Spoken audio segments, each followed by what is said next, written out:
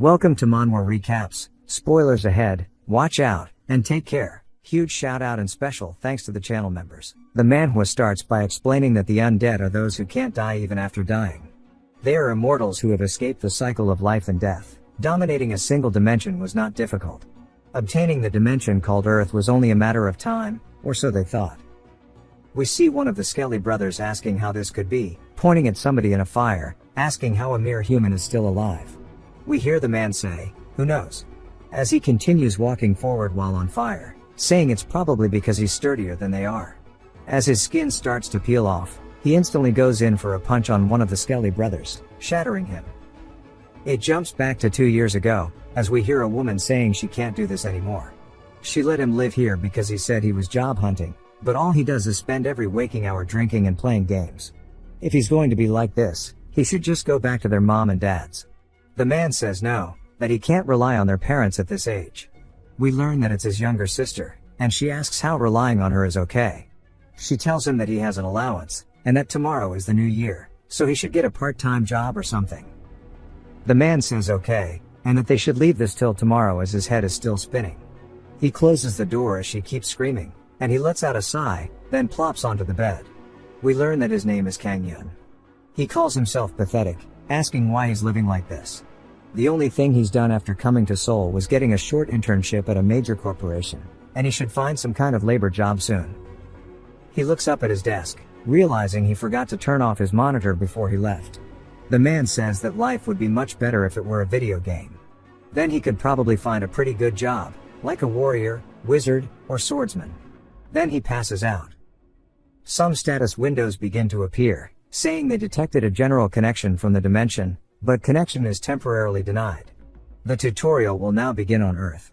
Yun jolts awake after feeling something, looking around to see he's in a white room, wondering what's going on. He sees a status window in front of him that says the time until complete connection with the Haken dimension will be 4 years and 364 days. Pretty much 5 years. They welcome him to the tutorial, saying it has a total of 8 stages. He starts reading, and it says that death in this place is not connected to reality, and he is unable to give up halfway. If he fails, he cannot try again. When the tutorial is cleared, an awakening and a reward will be given. He's surprised and begins to sweat nervously as his heart starts racing. He says this is a dream only severe gaming addicts end up having. He starts apologizing to his parents and his sister, who we learn is named Hyun. He says that he'll find a job, but for now he doesn't care since this is a dream. And maybe this is a sign from God to go all out one last time. The one more game mindset has been activated. The first stage is about to begin, and the status window says they pray that his courage can save Earth.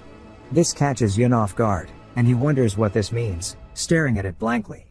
The first stage is that he must prove his courage and defeat what he fears the most. He has to reach a specific destination at the end of the bridge, and if he fails, it will be death. He wonders what bridge they are talking about, and suddenly he's transported. He sees lava below him as they have to walk across makeshift bridges to get across. Yun wonders why the heat feels so real, and who all these other people are, and what's going on. The other people say they were definitely in their homes. He asks what kind of stupid dream this is, then hears his sister and looks over, seeing her standing there with tears in her eyes. He asks why the hell she's in his dream, saying this is ridiculous, and she tells him that's her line. She wonders if this is truly her dream in the first place, saying that it's talking about saving the Earth or whatever. He calls out to her, telling her not to act like this is hers, because it is his. She barks at him, asking if that's important, and asks how it would be this hot inside of a dream, and if it's even possible to have natural conversations in a dream. He laughs, saying his brain is easily tricked. People always say they can't feel pain in their dreams, but that's a lie. He's had experiences where it felt like he was pissing for real, only to wake up relieved that his blanket was safe. She sarcastically says, "Good job saying something embarrassing in front of your sister." He tells her that he's going first, and she asks where. He reminds her that the status window said to reach the bridge at the end, asking if she didn't see it, but says since it's his dream, an NPC like her wouldn't know. She gets angry, saying she saw it as well, and asks if he's not worried about falling. He asks if she's stupid, saying that this is a dream, he'll wake up if he dies. As he says this, he sees a man falling down past him. He watches as the man falls straight into the lava, and the man begins to scream as he burns alive. The smell of his burning flesh fills their noses, and they both look down at him, sweating nervously. Hyun asks him what he was saying a second ago. He starts to shake, saying the screams just sound a little realistic and he's not scared at all, and she calls him pitiful. She sighs, telling him not to do anything stupid, and if he's going to move, don't walk, it's probably safer to crawl. He says that he's not scared at all, but now that she's mentioned it, it makes sense. She sighs, saying he's keeping it up until the end. Other people start to move forward as we see him and his sister crawling along the bridge. She calls out to him, asking what he thinks happened to them, and if he has any ideas. He tells her it's just a very realistic nightmare, and she asks why he's still caught up on that, saying he's probably already realized this is not a dream. There's no way it would be this realistic, and something is definitely happening that they can't even begin to imagine. She says that if they die here, maybe even in real life they'll die as well. He begins to laugh, saying he was trying his best to ignore it, so why did she bring it up? Now he's frozen in fear. She calls him the most unreliable older brother in the world. He lays down, telling her he wants to rest a little before continuing, and he can't crawl anymore because his hands and legs are shaking. She asks if he's just going to lay there, and he reminds her there's still a possibility this is all a dream. He says maybe if he stays still like this, he'll wake up on his own. A status window appears in front of both of them, saying that due to a certain amount of time passing since the start of the tutorial, the difficulty is now increasing. They wonder what's happening as the entire area begins to shake, and the bridge begins to slowly collapse behind them. People start running, some falling off, and they realize now is not the time to stay still. Hyun tells Hyun to wait for him as he starts hauling absolute cheeks. He sweats heavily, saying it's okay, as the bridge isn't too narrow, and if he doesn't trip he'll reach the end. He just needs to look ahead and follow his path. They continue running, and he grows more desperate. He finally sees the end, saying that with this, it'll all be over. Then he looks to his left, spotting the bridge above his sister starting to collapse. He yells at her. She looks up, surprised, and he realizes he needs to act fast, so he leaps across, landing on her bridge as the rocks begin to fall down. He grabs her and dashes forward, causing them both to barely make it before her bridge collapses into the lava, dissolving into nothing. The status window appears once more, saying that he's leveled up, and congratulations on clearing stage 1. He has temporarily awakened as his clear reward, and he will officially awaken when the tutorial is over. He lays down, gassed out, saying he can't even move his body anymore. Hyun thinks about the wording, saying maybe there's more, and he asks her if she's not going to thank him. She does, and her status window opens, showing her stats. She wonders what level, strength, and agility mean. Hyun says this is the number one thing a man wants to receive on his birthday. He struggles to sit up, saying he needs to look at his stats as well. We see that his innate ability is called resurrection, but he has no actual abilities or skills. He struggles to stay sitting up, then suddenly jumps awake, screaming in his bed, gasping for air. He sweats nervously, saying surely that was a dream, right?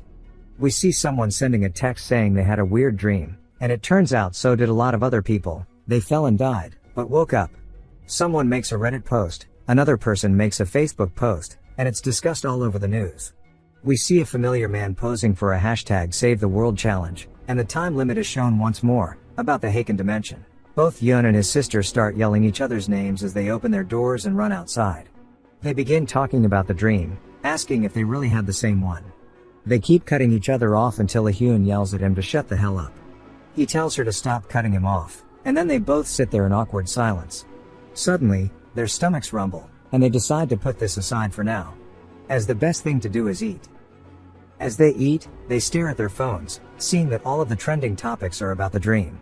Hyun says it really wasn't just a dream, and it wasn't just Korea, looks like the entire world had the same dream.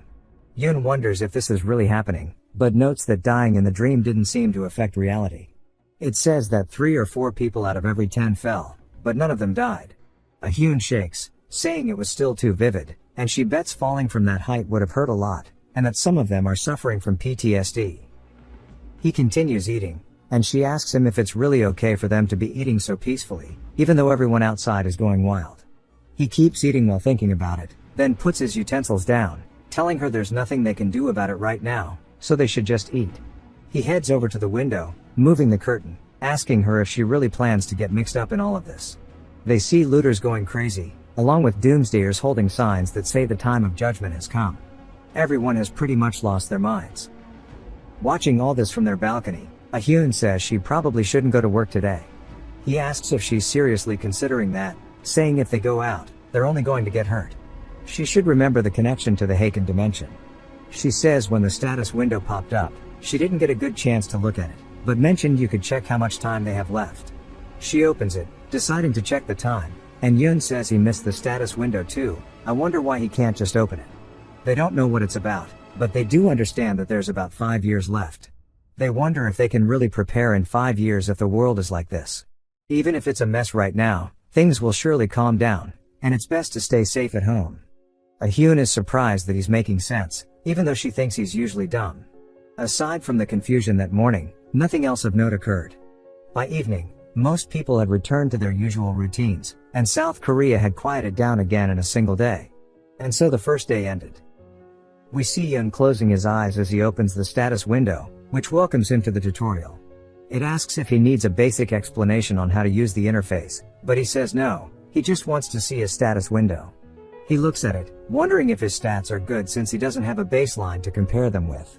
He notices the magic power stat, implying they'll be using magic, and he's not sure if that's a good thing. But then he starts focusing on his innate ability called Resurrection, and says this sounds like a cheat skill. The ability allows him to resurrect 24 hours after death. If he doesn't designate a location, he will resurrect at the last place he slept. The penalty for resurrection is that his level decreases by 1, and his ability stats will temporarily decrease by 50% for a day. These do not apply during the tutorial.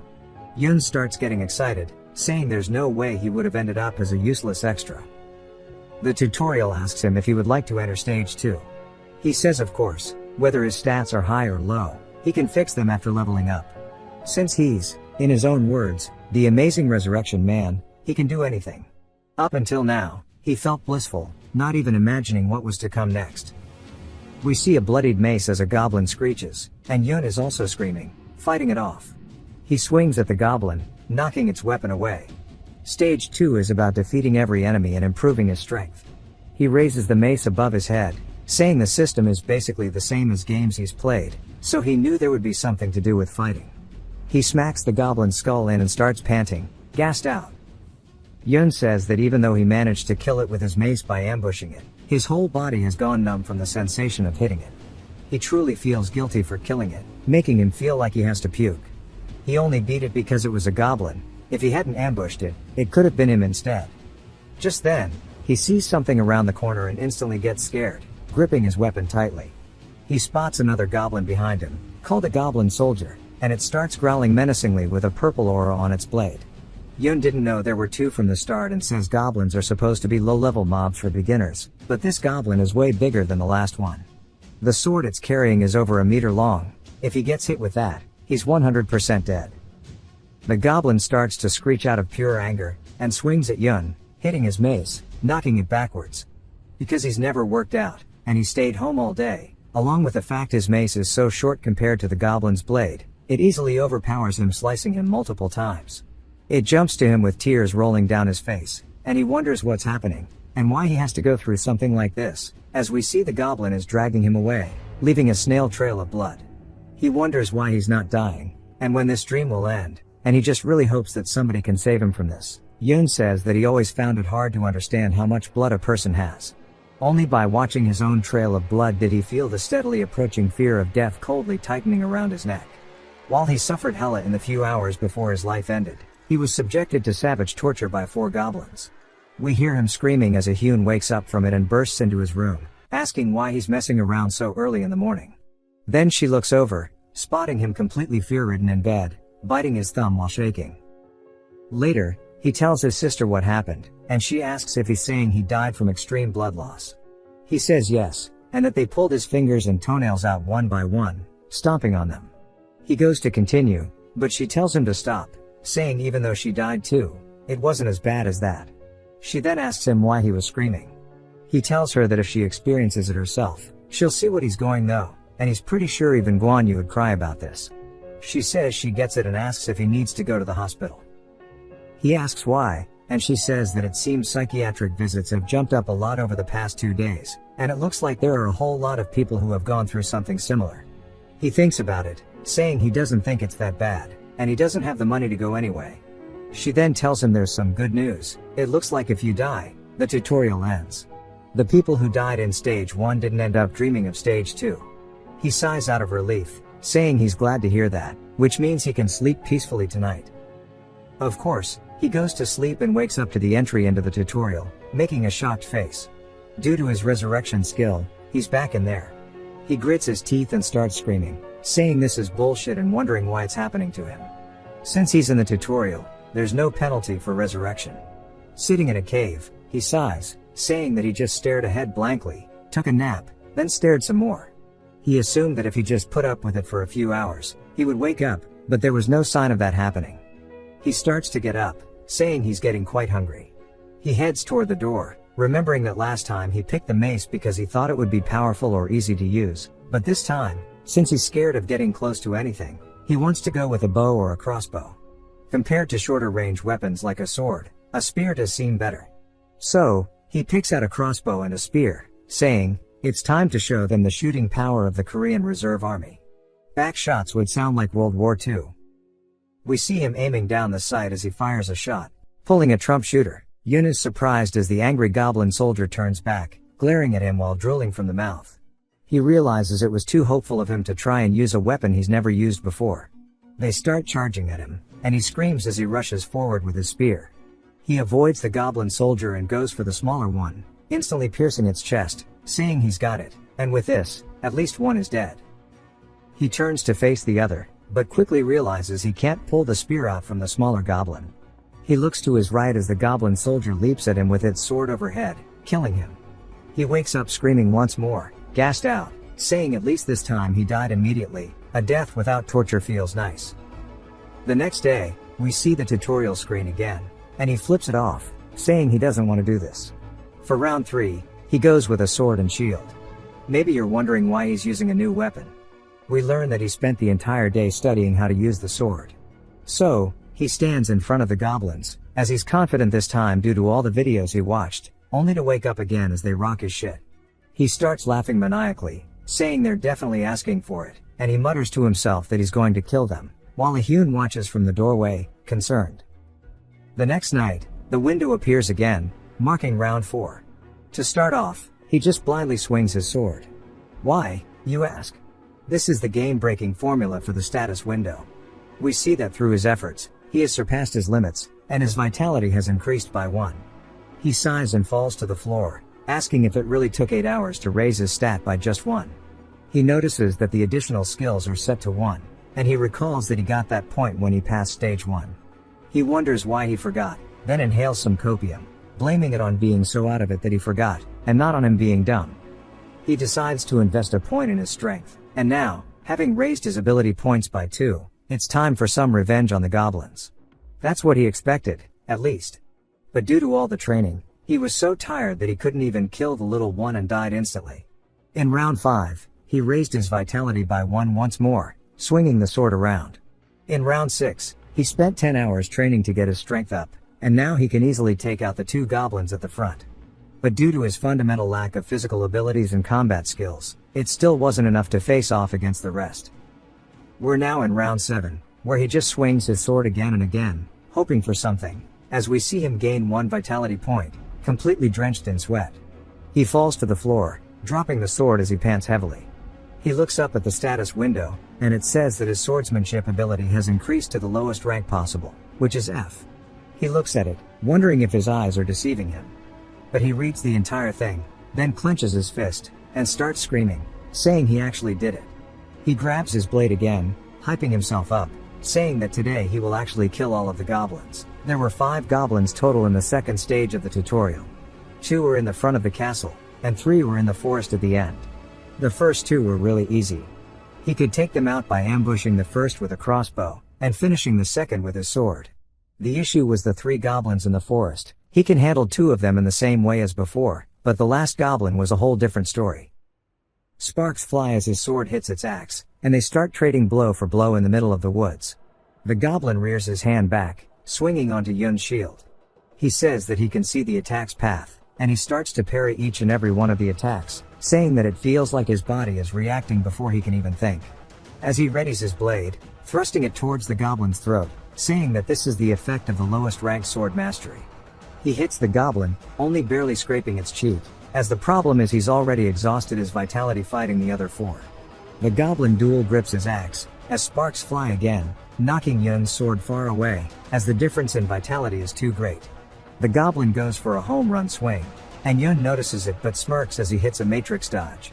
The goblin is surprised by the dodge, and Yun explains the fact that it really enjoys torturing people, and because of that, instead of killing you immediately, it will knock you down and save its strength for the final blow. He starts to pivot on his foot, saying that its pattern is too obvious, while he kicks some dirt up into its face, blinding it, causing it to flail wildly. Yun grabs onto a rock, getting in close to its leg, and starts smashing its knee. The goblin screams in pain, and continues to flail wildly. Yun quickly runs to his back, and yells, and the goblin realizes where he is, as Yun screams that he is stronger. The goblin sees the rock getting closer to his face, as it smacks him right in the head, causing it to fall over onto the ground. Yun says that he thinks he just figured it out, the goblin's level that is. We see him panting, saying that it was so boring that he wanted to die. A status window appears, saying that he has cleared stage 2, and he has received 5 additional stats as the clear reward, and he can choose a weapon to take with him. He starts pogging out of his gourd, and we see that he also has unlocked the lowest ranked shield mastery, and crossbow mastery, and he yells saying that he's actually won. 2 more level ups come out, and he says this is the kind of power the Lord of Creation has, calling the goblin a subhuman piece of shit. He starts laughing, as the night continues, and it snaps back to reality, as he is turned into a pixel art monkey, saying it is a strong good morning. He's working in the kitchen while singing, saying to celebrate clearing stage 2, he has decided to make breakfast. He says that he's done. We see him tasting something, and he says even though he made it, it tastes perfect. Then he hears a loud rumble which startles him, and Hyun runs out of a room asking what the hell that sound was. A status window saying that the world tutorial has ended, and you can now freely use the system outside of the tutorial, as they both see windows in front of them.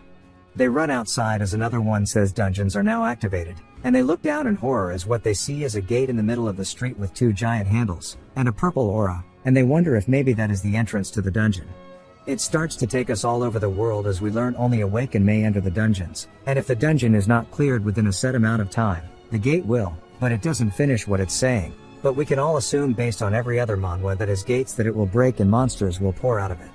We still see they have almost 5 years until the connection is completed. Yun explains that as soon as the dungeon's activated, the world fell into greater chaos than the first day. They decided to not go outside and searched for information. Yun says that it seems like the tutorial isn't completely over, and it says that people who recently celebrated their birthdays can now participate, and it looks like you have to be at least 16. Hyun explains that there are whole lots of fuss about dungeons in the comments. Those who have passed the tutorial and the so-called talents are being urged to hurry up and clear the dungeons. Yun sighs saying it's not their business. Then he moves his mouse to something interesting, since they can now see the status windows in real life, and he says that this is the most important thing. He goes full nerd and yells status window. Hyun stares at him cringing internally. The window opens, telling him that as the tutorial is still technically ongoing, this cannot be used. He says since the tutorial 8 stages, and he repeated stage 2, 7 times, everyone else must have already finished. He sighs, saying in the end there's nothing he can do but clear everything, asking if there's information about stage 3. Hyun tells him that the theme is patience, and that's all she can find. Since only a few people have cleared stage 2, there's not much reliable information. He says that he guesses he'll have to just work through it. Even so, he says that he's gotten a lot stronger since the original attempts, so he surely will clear stage 3. That night in the tutorial, there is a golden liquid as a monster is singing, and we learn that he is actually getting R-Kelly'd by the monster, while holding back his anger. We get some backstory. Stage 3 is that he must prove his persistence and tenacity to endure any situation. The clear condition is to defeat the Gorka chief. If he waits, an opportunity will appear. He notices that he is equipped with a ghillie suit, saying these are the kind of clothes that make men excited. This mission must be about infiltration and assassination. He wonders what a Gorka is, as he has never heard of this monster before, saying that his first order of business is to find them. He decides to check out his rewards from stage 2. He opens his status window, seeing that he is now level 4 and all of his stats have gone up a good bit. He says this is how a status window ought to be, and the newly added shield and crossbow abilities are here as well. but the description still pisses him off, as they are the lowest rank mastery. He decides to allocate his additional skill points to what he needs right now, strength and vitality. He also puts some into agility as well. He starts to think about it, saying he thought there was one more thing, but he doesn't remember what it was. Then the window tells him that he can look in his inventory, and he says that's what it was. He opens it to see a sword. He taps onto it, drawing the blade out of the window, while laughing, saying that this is the coolest thing he has ever seen. Now that he has finished checking everything, he needs to go find the Gorkhas. He starts to explain to us about Carlos Hathcock, the legendary American Marine sniper. For 3 days he crawled 1.4 kilometers to assassinate a general, and he is the figure he respects the most starting today, as he has been crawling for about 10 hours. He says that he is almost there and there are 2 guards on watch duty, and he wonders if he will have to force his way through. His pants are also soaked in his own piss, as he tried to pull a Bear Grylls but missed, and the grass is hella itchy, as well as a lot of bugs in his clothes. He sees a shadow loom over him, and he is surprised as he looks up to see one of the Gorkhas staring down at him. He thinks that he was found out, but quickly realizes that's not the case, as he starts to get Kellied, and he sits there saying that he has to bear it, as he needs to prove his persistence and tenacity. He starts muttering those words to himself, so he doesn't snap, but it doesn't happen, as his sanity goes full blown out the window. And he yells, saying that he's going to cut it off, while charging at the Gorkha, saying its dick is his, and he stabs it right through where no man should ever have an injury. I genuinely feel bad for the Gorkha. Can we get an F in the chat for our boy? Its corpse falls to the ground, and Yun laughs, saying that he ended up cutting something useless off. The other Gorkha stares at him, and then starts to mumble, and the mumble eventually turns into a scream that echoes throughout the camp. Gorkhas from all over begin running out with their torches surrounding Yun. He laughs, saying since he's already screwed, he might as well use the line that he's always wanted to say, and yells as loud as he can, saying he's going to rock their shit, and the skill-raging lion's roar has been created. Blood starts to fly out as we see a Gorkha's head in the air, and jumps to the second round as he instantly screams, "Bring it on!" Not even wearing the ghillie suit. We learn that Lion's Roar reduces the morale and stats of nearby enemies and removes any debuffs. He realizes something while crawling for 10 hours on round 1. We see him charging straight through the main gate of the camp, and he says that the Gorkha warriors left during the day to hunt, and they only returned when the sun went down. In short, the camp is weakest during the day, and everybody who is left is unable to fight, as we see him instantly take care of 3 Gorkhas. He heads for the chief's tent, and slides through the doorway, saying that he's here. He's surprised as he sees a couple of purple lights and the Gorkha chief sitting on his throne. It points at Yun, and the 2, I'm assuming shamans besides him, start to inflict their magic onto him. We see it completely freezing him up as he has now been immobilized by a low-rank magic skill. He wonders why the tutorial includes this, saying there's no way, but he recalls Lion's Roar removing all debuffs, so he takes a deep breath using Lion's Roar, and shouts, which low-key scares the Gorkha chief, but frees Yun. He charges forward, leaping through the air with his sword, saying that everybody has a plan until they get hit by the sword, and he slices down, killing the chief. Now he has cleared stage 3, and he has received the intermediate rank body regeneration as the clear reward. And due to speedrunning it, he has now received the title, Impatient 1, as an additional reward. He receives a level up, and we learn that the title gives him an extra 1 to all of his stat points. He says he broke through stage 3 in just 1 day, considering it took him a week to get through stage 2. This is a huge improvement, and he has come to a single conclusion. He might possibly be insanely talented, and at this rate, he might even break through stage 4 in a few minutes, as he starts to paint himself as the protagonist to a story, with him standing atop a dragon. We get a month time skip, since he had that thought, and it has been 25 days since specially formed squads of Awakeners were sent to clear dungeons. 40% of all dungeons discovered have been successfully cleared. As civilian Awakeners continue to raid and steadily advance, the government will henceforth offer rewards. We hear Yun screaming, and Hyun says he's back at it again, and surely he knows the neighbors will file a complaint if he keeps doing this. She asks if he got hit in the back of the head with an arrow today, and he comes out of the room saying that he cleared it, and he just went in and fucked everyone up. She tells him it's time to eat, and she expects him to throw another fit, and then she is completely surprised as she goes to congratulate him. And she asks if something happened in his dream, as we see him now towering above her, and she says his face is weird. She asked him why he looks so angry, and he says that the tutorial bastards are pissing him off. She tells him to lighten up a little, saying that he looks like a complete criminal these days, and he asks what she just said, saying she shouldn't be saying something like that to her brother. She asks what the concept of stage 4 was and reminds him that he's freeloading in her house. He says it was a group project, forcing them to prove leadership, and that the clear condition is to remove the dungeon core. It also gives them a tip, saying it's best to escape without leaving a single member behind. He says it was like roleplay, and the party members were NPCs who fit into the settings.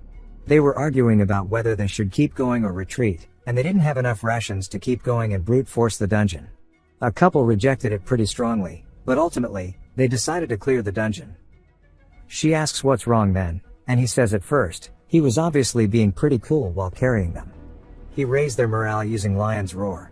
Thanks to the recovery ability he got from clearing stage 3, he stood at the front lines. The skill uses magic power to recover and regenerate his body, regardless of the wound. She says surely everything is fine then, asking what was the problem that made him take a month to finish.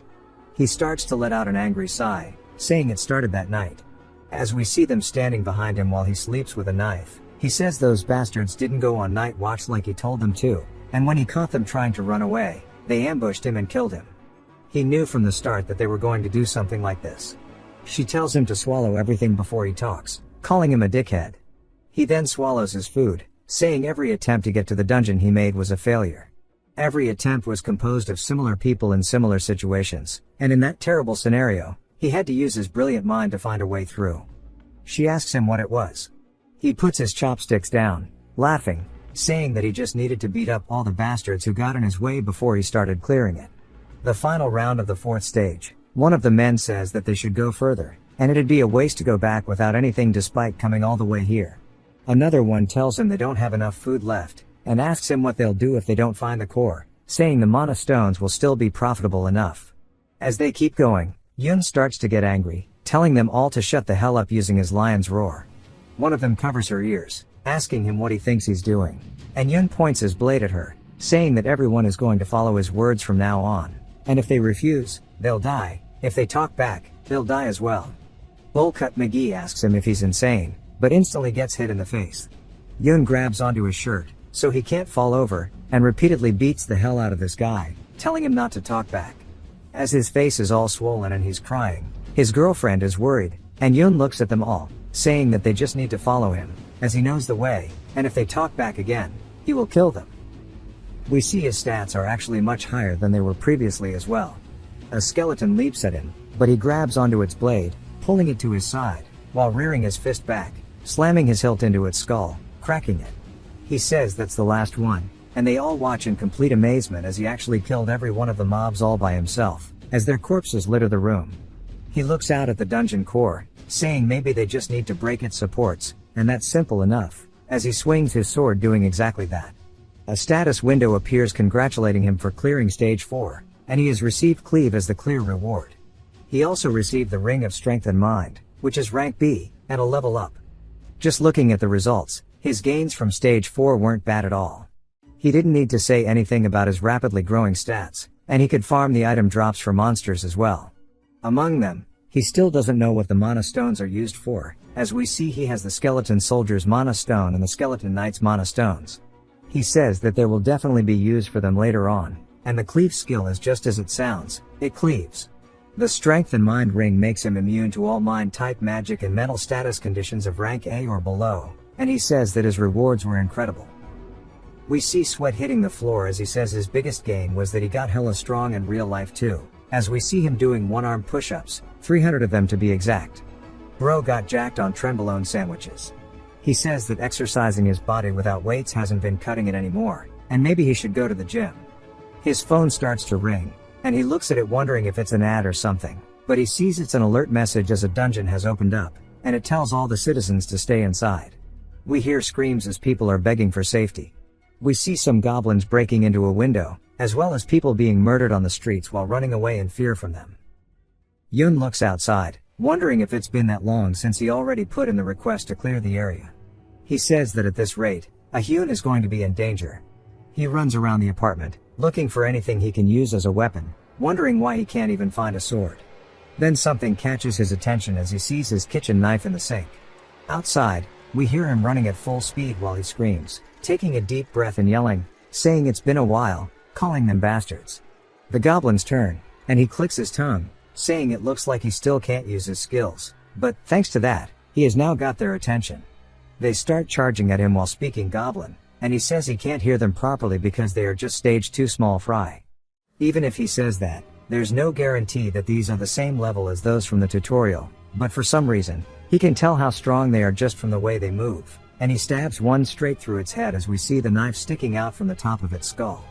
He thanks it for coming to him first, throws the corpse to the floor, and takes its sword, saying he's going to use it well. It jumps to an office building. We see that they have the doors barricaded as goblins are trying to get in, and they all sit there nervously. Hyun is a worker here, and she looks down at her phone, wondering what Yun is thinking. She hears the screams outside as something is fighting them.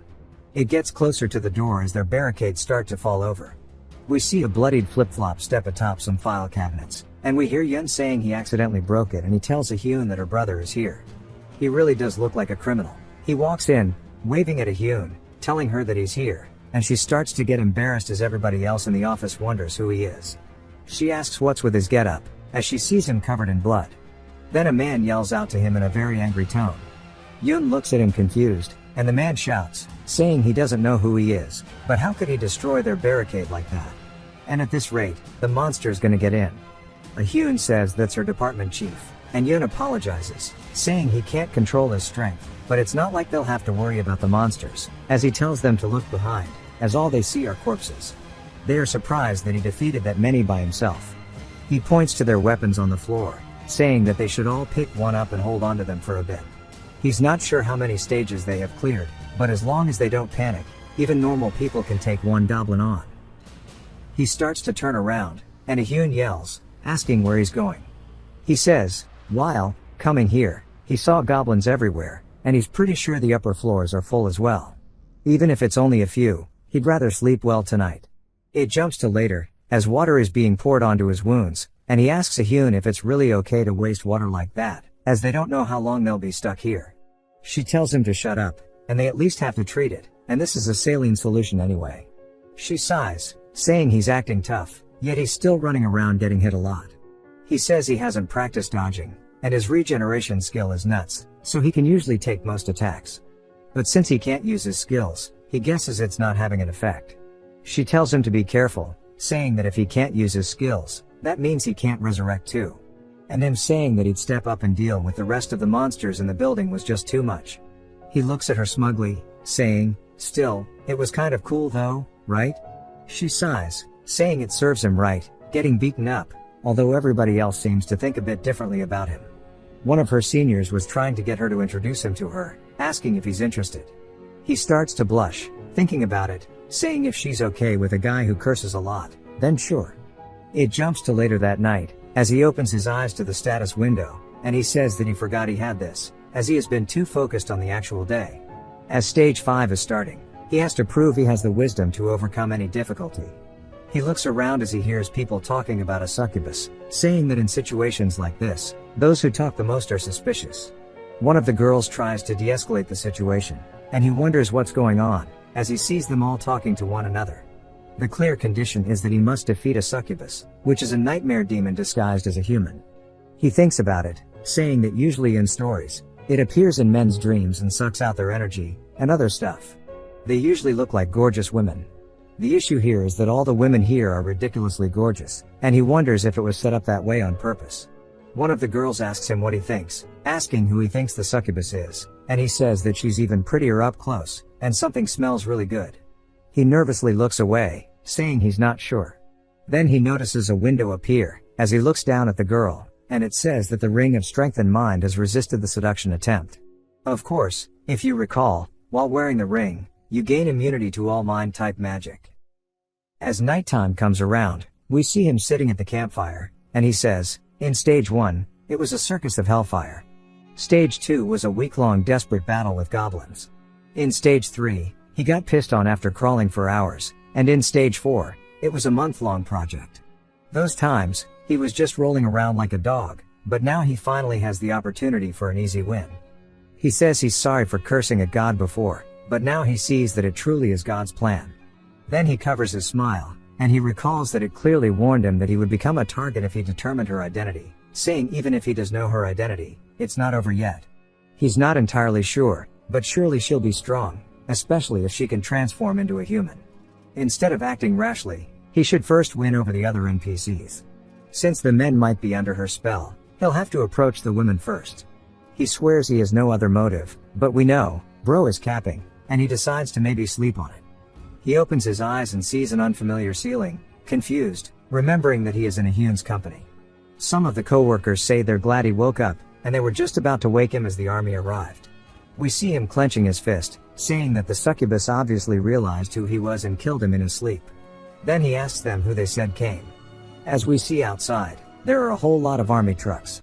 They start hopping out of their trucks and immediately start blasting their guns at the goblins.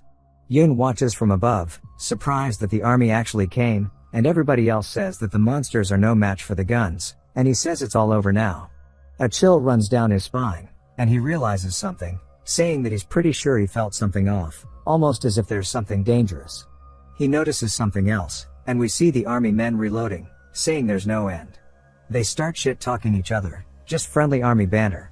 They see one of the men shooting a red goblin as it walks forward, tanking the shots, lobbing his head off. They start instantly trying to put fire down to avenge their fallen comrade, and one of the men says it killed the entire platoon. They wonder what's the deal with the goblin as we see it get shot in the head, but it just walks it off as their bullets are having no effect on the beast as it starts screaming while charging directly at them. They wonder what the hell is going on, telling the driver to go all gas no brakes, and he starts speeding off. The goblin crouches down, leaping off the floor, catching up to the truck through the air. They look up to see its shadow, and then get cut down. They start screaming as the truck begins to get heavier, causing the driver to lose control and it slams into another truck. They wonder what's going on in the back, and Yun watches, surprised, as their trucks have all come to a full stop, and the goblin has wiped out the entire group that was in the back of the truck. He looks at it worried, and the goblin slowly looks up at him while releasing a purple aura. Some of the other soldiers wonder what's going on. One of them says that Squad 3 is wiped out. The man asks where their signaler is, saying they need to submit a request for reinforcements. We learn that his name is Corporal Young Jae-hoon. He complains about his head hurting and wonders what happened as they got into a car accident. He looks up, seeing the red goblin licking its lips. Bro better run.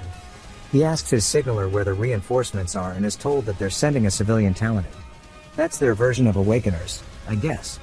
He asks if they're really sending in just one and says this is driving him crazy. The goblin leaps off the top of the truck, and he raises his gun, telling it to die. As he starts to fire, his gun instantly jams up. The goblin gets closer and goes for a swing, but we hear Yun screaming while yeeting a piece of concrete, hitting the goblin in the face, which actually damages it unlike the bullets, sending it flying across the road, knocking it down. Jae-hoon is surprised, wondering what that was, and Yun hops up on the truck, asking them if they are okay. He starts to smile creepily, saying that being a soldier in this situation means there's a lot of people counting on them. Jae-hoon looks up to see his evil-ass face and starts to feel an overwhelming sense of panic and points his gun at him, screaming it's a monster. Yun tells him to put his gun down, saying that he's a human. Jae-hoon says the word human twice, and Yun asks if he just had a stroke. Jae-hoon says that if this is the reinforcement, he does seem pretty strong, and then bows, saying that he was caught off guard. Yun says that he did nearly die, so he understands, and Jae-hoon thanks him for his help. Yun says he doesn't mind it, and he's not here because of a sense of justice or anything. He notices the goblin getting back up.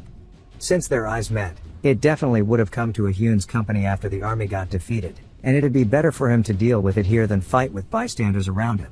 And he tells the soldiers not to fire their guns, because if he gets hit, they'll put holes in him as well, and asks if they have tear gas or anything. Jae-hoon says they do, and they brought most weapons that can be used, and he tells them to use it here. Jae-hoon tells him that he needs a gas mask, but Yun yells, saying it's fine. He doesn't have time to explain, and he also tells Jae-hoon to warn the others not to shoot, as they'll all die if he doesn't kill him. Jae-hoon orders all the other platoon members to put their gas masks on and stay alert, and only shoot at monsters that approach them, and never turn their guns off the center of the road. Yun starts approaching the goblin, saying the field is ready, and he's sorry, but he holds a pretty serious grudge against them. Bro is a racist. Jae-hoon pulls the pin on the tear gas, throwing it through the air, but the goblin notices it, and it begins to spread out, causing the goblin to scream and flail wildly. Yun says hobgoblin or normal goblin, they all swing wildly when panicked. He charges in, saying since it's deflected bullets, pain like this must be new to it. We see tears rolling down his face, and he says that it looks like it's pretty tenacious, but he's probably more used to pain than it is. He swings, knocking its axe out of its hand, causing it to slide across the road, and he says now that the weapon is disarmed, he can start its beating. He hits the goblin with 6 rapid strikes, and his hand begins to tingle, and he wonders why the hell it's so tough. He continues beating the hell out of it, telling it to die. Jae-hoon watches, saying that it's crazy how strong a talent it is. Then he hears a man asking what's going on here, saying he doesn't remember a reinforcement other than himself being sent. Jae-hoon looks up at the man's eyes, and it jumps back to Yun's blade that is heavily damaged, and he's a little gassed out. He calls the goblin a bastard, saying he expected it, but he hasn't inflicted a single injury, and at this point he's just going to get exhausted, and he wonders if he has to use a joint lock or something. But the only thing he knows what to do is swing his sword. The man from the truck then says excuse me as he leaps in, slicing the goblin with his sword. The goblin screams, but we can't tell if it actually had an effect. Yun says he's fast, wondering who it is. The man turns back, saying he didn't feel like he cut anything. It was like swinging at a rock. He tells Yun that no matter how strong it is, it's only the boss mob of an F-rank dungeon. Since its defenses are normally high, it must have a separate weakness. Yun says it looks like this guy knows a few things, if he knows what rank the dungeon is. He doesn't know who he is, but he understands that. They both charge in, and Yun asks if he has some other plan. They start Eiffel Towering it, and the man says that its stamina doesn't seem that great, and it must be getting exhausted. Yun says he can see that as well, and he wonders what the point of exhausting it would be, as they can't even do damage as his sword breaks upon hitting it. He looks around, saying that he needs a weapon, and spots the goblin's axe. He starts running towards it, and the man says he's fast, but his strikes are weak, and he should attack its weak point while he draws its attention. Yun grabs the axe, and even if he says that, the only weak point he can recognize is the eyes, but it knows that and is protecting them. And he wonders where else he can attack, saying that maybe its joints will be weaker. And he screams, saying he doesn't know, and stabs his axe toward it. The goblin makes a very shocked expression, and so does the masked man. As yet again, Yun has stabbed an ungodly place that should never be entered. As we see the sword directly in the goblin's butt cheeks, Yun starts to feel depressed and apologizes to the goblin. Yun starts to think about his actions, saying that a philosophical question flashed through his mind: is the anus a vital point? He doubts it's a weakness that would cause instant death. The decision was made in an instant, and his body was already executing the next move, the sphincter opener 9000. Lifting the goblin into the air, and slamming it down onto the ground behind him. The goblin looks pained, and Yun pulls the axe out of its butt cheeks and runs straight at it, saying surely it can't be hard all the way into the mouth.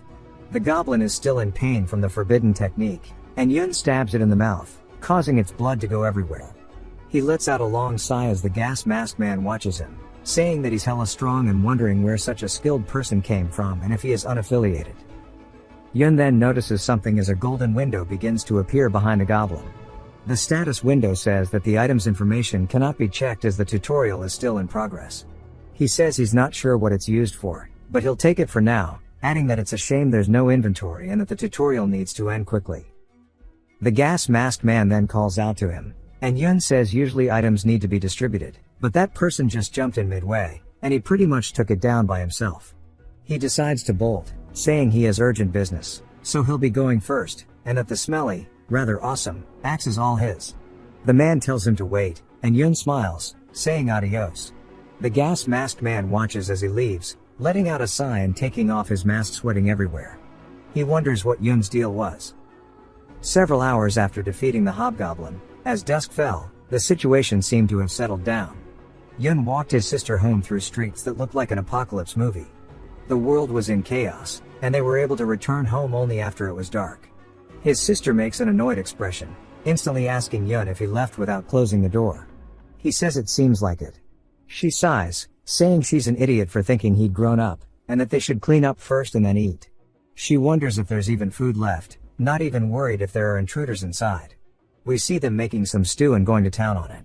His sister is surprised by something on the news, saying this is crazy, and shows him her phone. Yun looks at it and sees a video of him fighting the Red Goblin. She says, "Look, someone filmed it on the street at the company yesterday."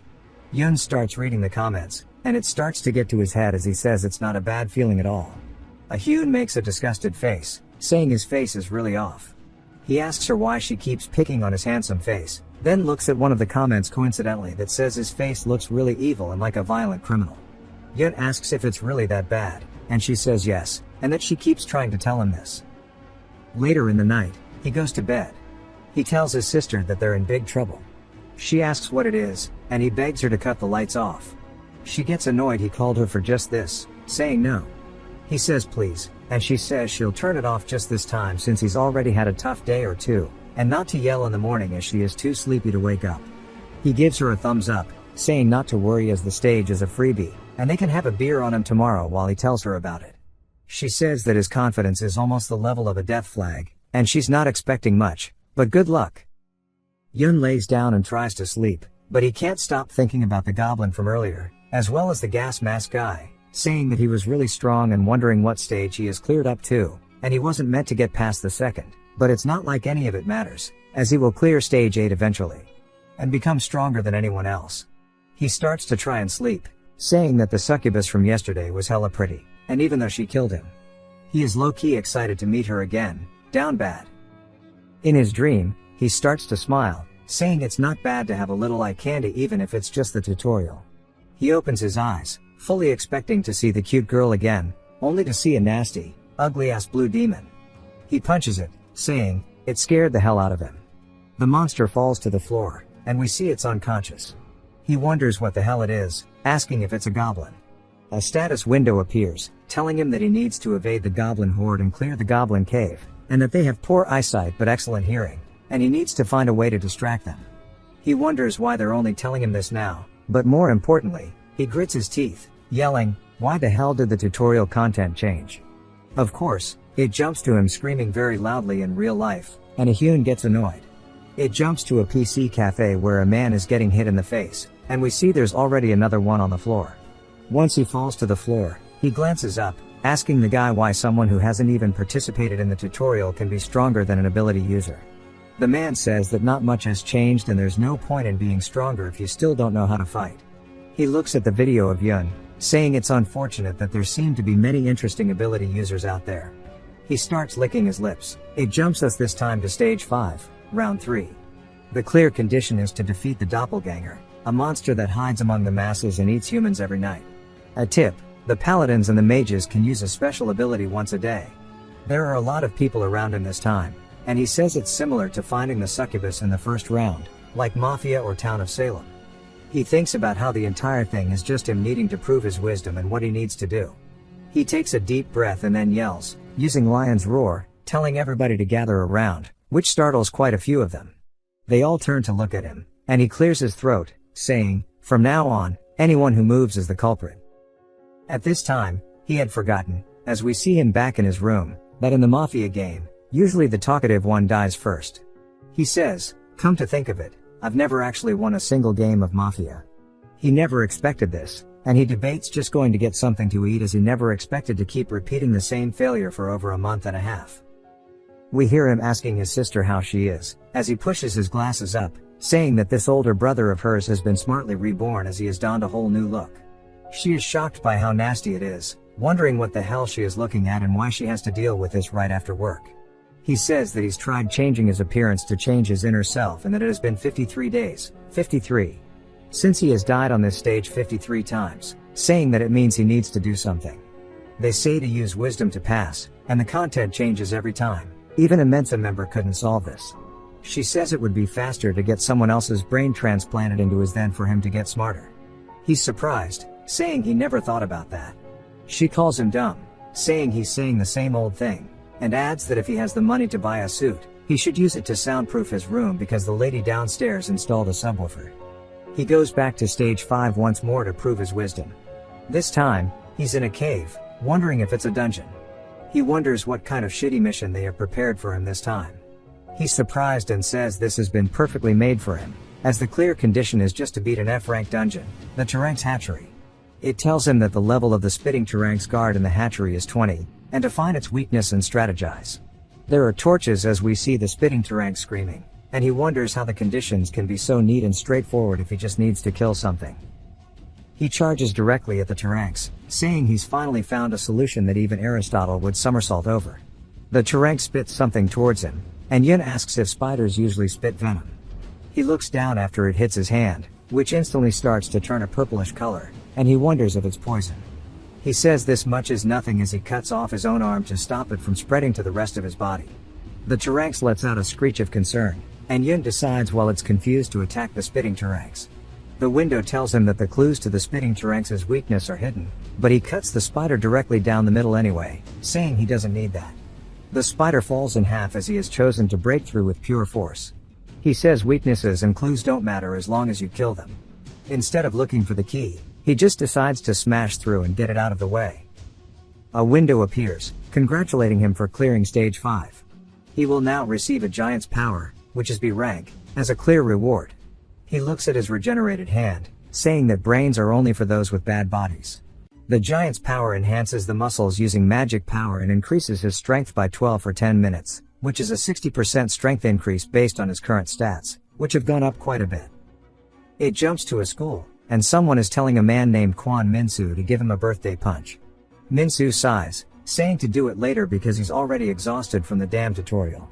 The guy asks him how stage 1 was, and he says it's just as scary as the rumor said, but he still managed to clear it. The problem is what comes next. There are no decent tips from stage 5 onwards. His friend tells him that just clearing stage 4 puts you in the top 1%, and they probably keep valuable information tightly guarded among themselves. Minsu notices something, seeing that there's a new update, and says someone cleared stage 7 yesterday and is going to challenge stage 8. His friend asks if this is fake, and he starts reading out what the guy said. That stage 4's theme is leadership, and you need to subdue all the members through strength. Stage 5 is wisdom, and muscle is the highest form of wisdom, so increase your strength. Stage 6 was cruelty, so you need to destroy both enemies and allies. Stage 7 is devotion, only destroy enemies. Minsu and his friend laugh, asking what this is, saying it's clearly just bait, and all the comments start flaming, saying this is clearly bullshit. We see that Yun was the one who did it, and he's furious, saying he went out of his way to share the best tips with them, and he is angry that they aren't listening.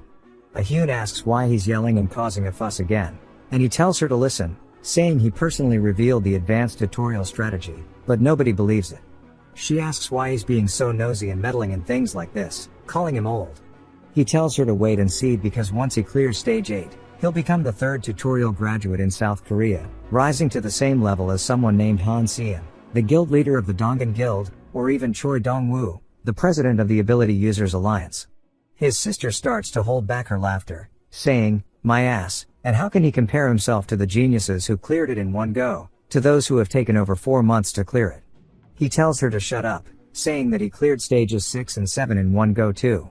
That night, it welcomes him to the tutorial once more, saying that he has completed stage 7, asking if he would like to enter the final stage 8. He starts to go over the clear rewards so far.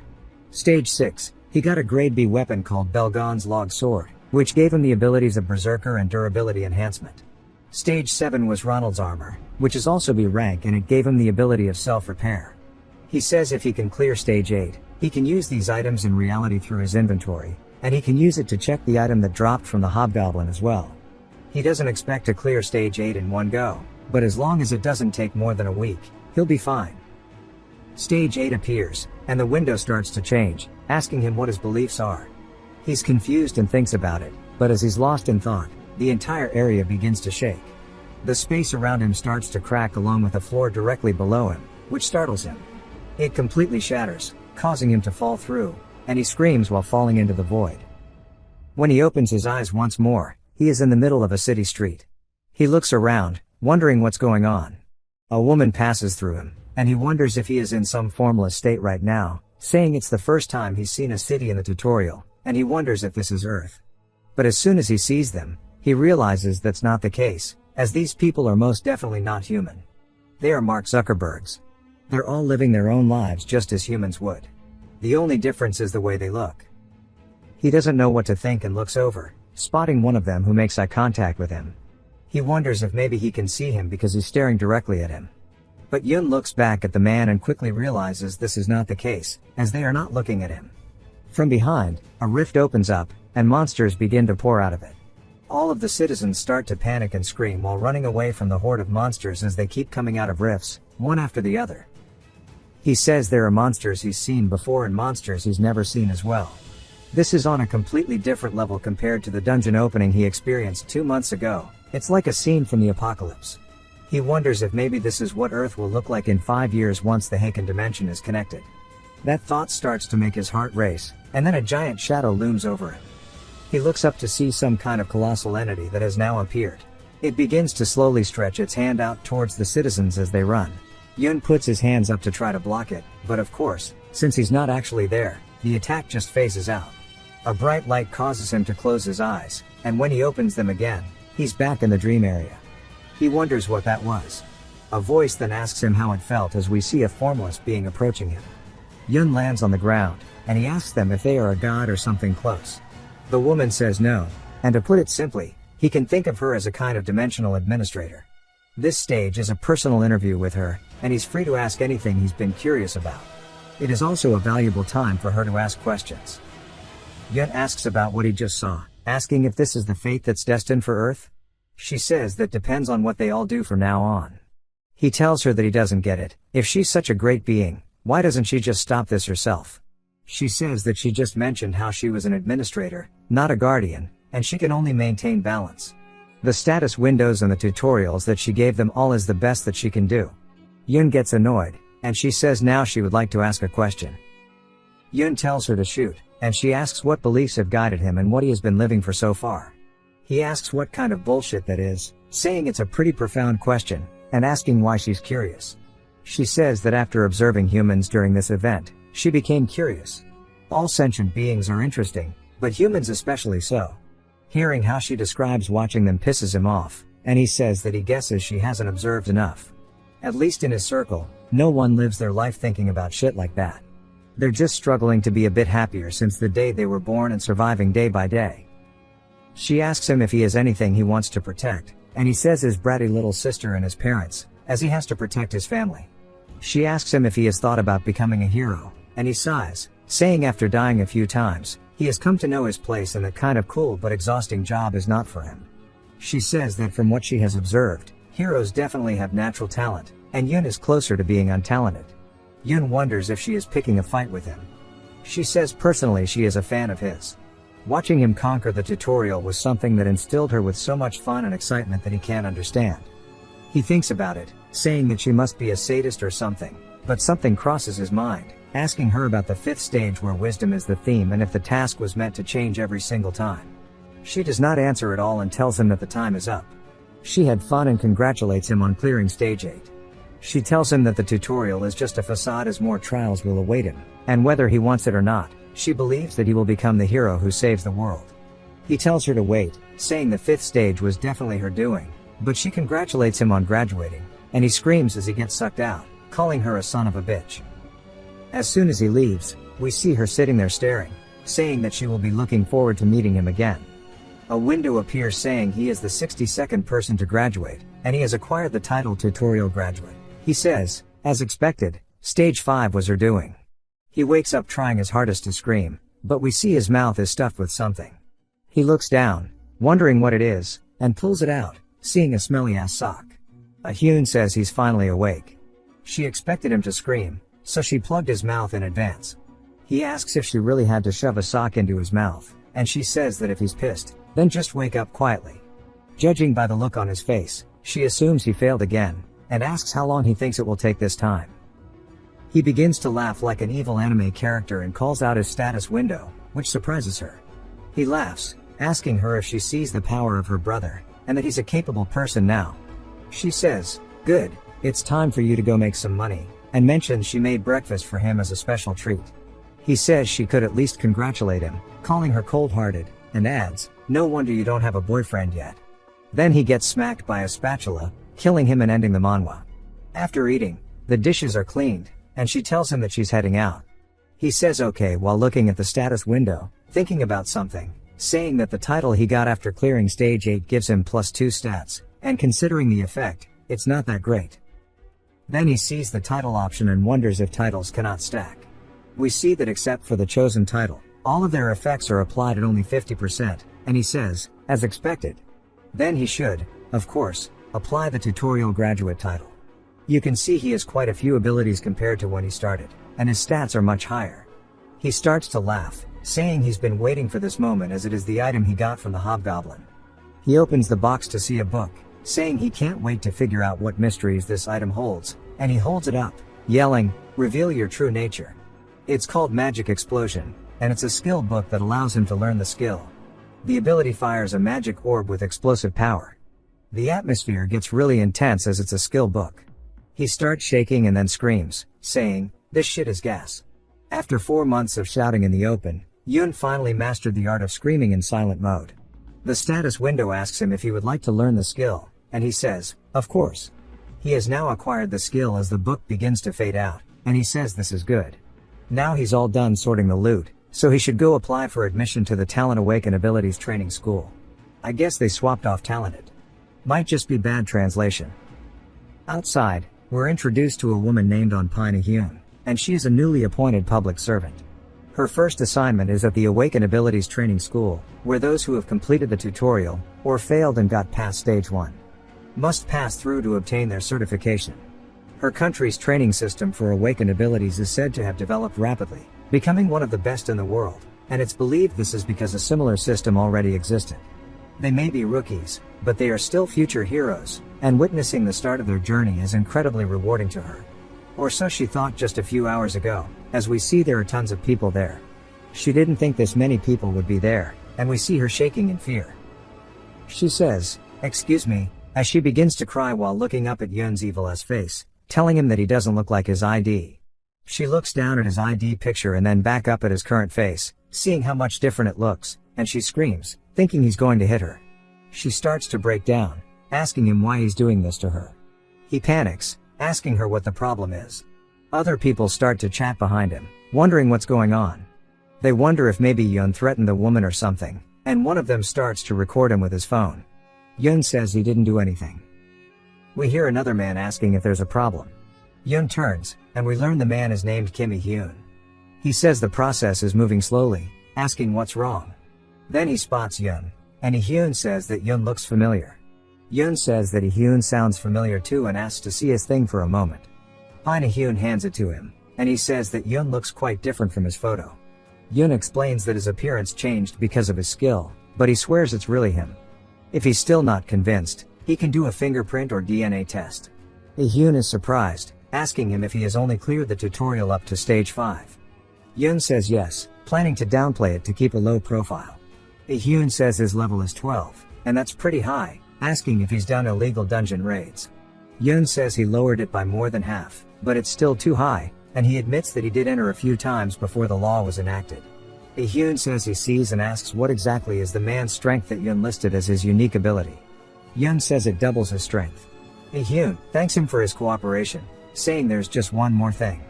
In stage 3, awakened individuals receive a skill, in stage 4, an accessory, and in stage 5, another skill, and he needs to see all those rewards now.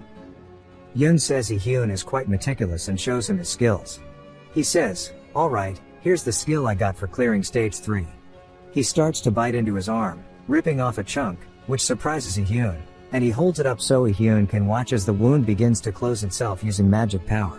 Hyun says he didn't expect a self-healing skill. Yun says that for stage 4, he got this ring. I thought it was just bad translation, but he told him it was called man strength, not giant strength, as his unique ability for stage 5. He decides to go with Lion's Roar, saying it's his reward and asks if it's okay if he shouts here. Hyun says okay, and Yun says, "Alright," as we see the man from the PC cafe in the crowd. He glances over to see Yun taking a deep breath and recognizes him as the Goblin Slayer. He then recognizes what's going to happen, so he instantly covers his ears, and a man behind him wonders what's going on. Yun lets out an extremely loud scream, startling everybody and causing their ears to hurt. Even Hyun is taken aback, and Yun clears his throat. Hyun is astonished, and Yun asks if this is good enough. Hyun says yes and then tells Yun to please head to the first floor of the adjacent Gunmo building. The blonde guy lets out a sigh and then instantly starts to blush while smiling because he has found him.